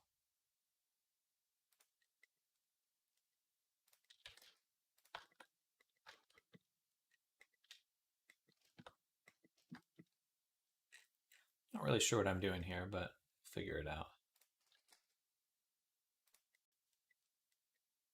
Feels like I'm doing something.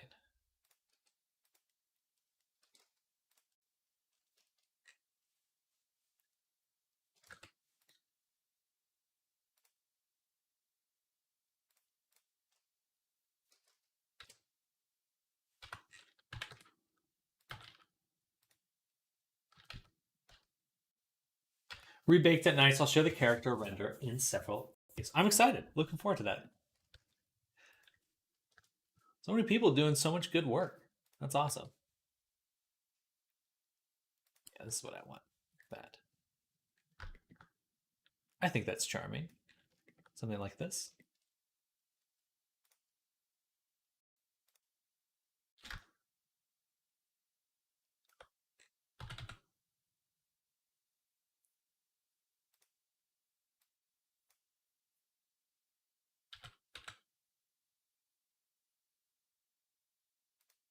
$400 hours in Blender, have no idea how to rig. I believe in you. I believe in you. Check out my tutorial. I have the tutorial on how to rig in auto rig, but it goes over a lot of the whatever you'll need. Sounds like another 10 hours of YouTube to me then, Kaiser.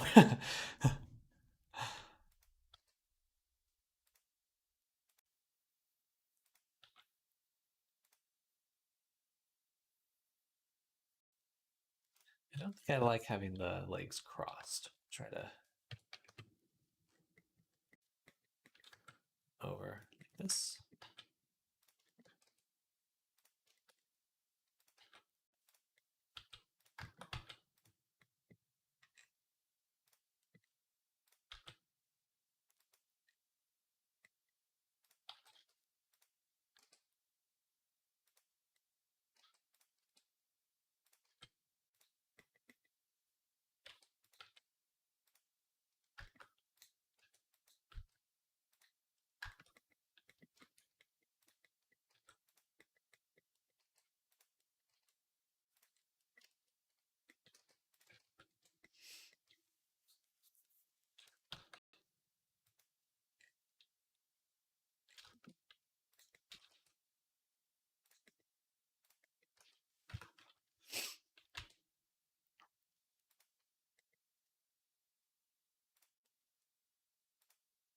think this looks pretty charming.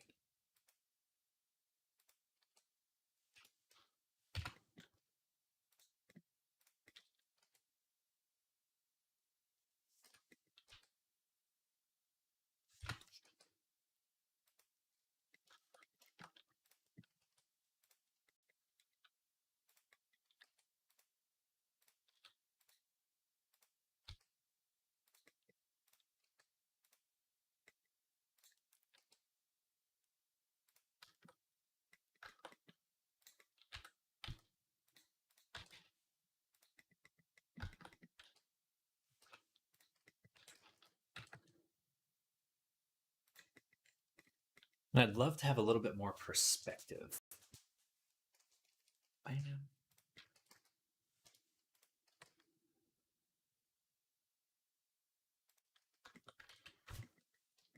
Cute.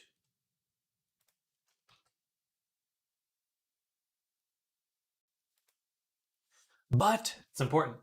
It's important. I gotta hype my brand somehow.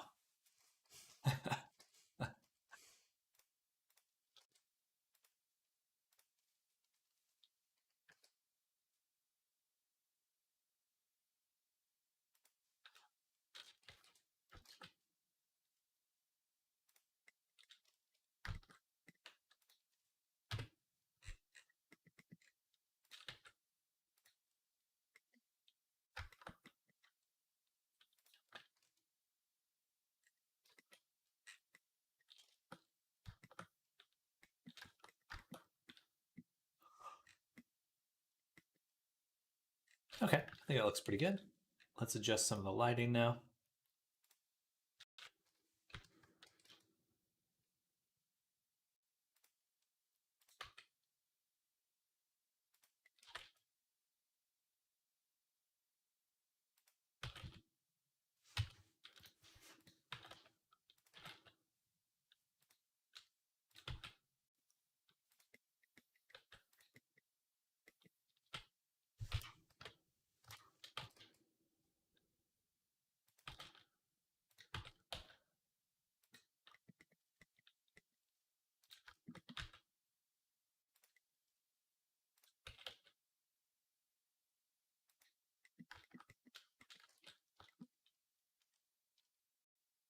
All right.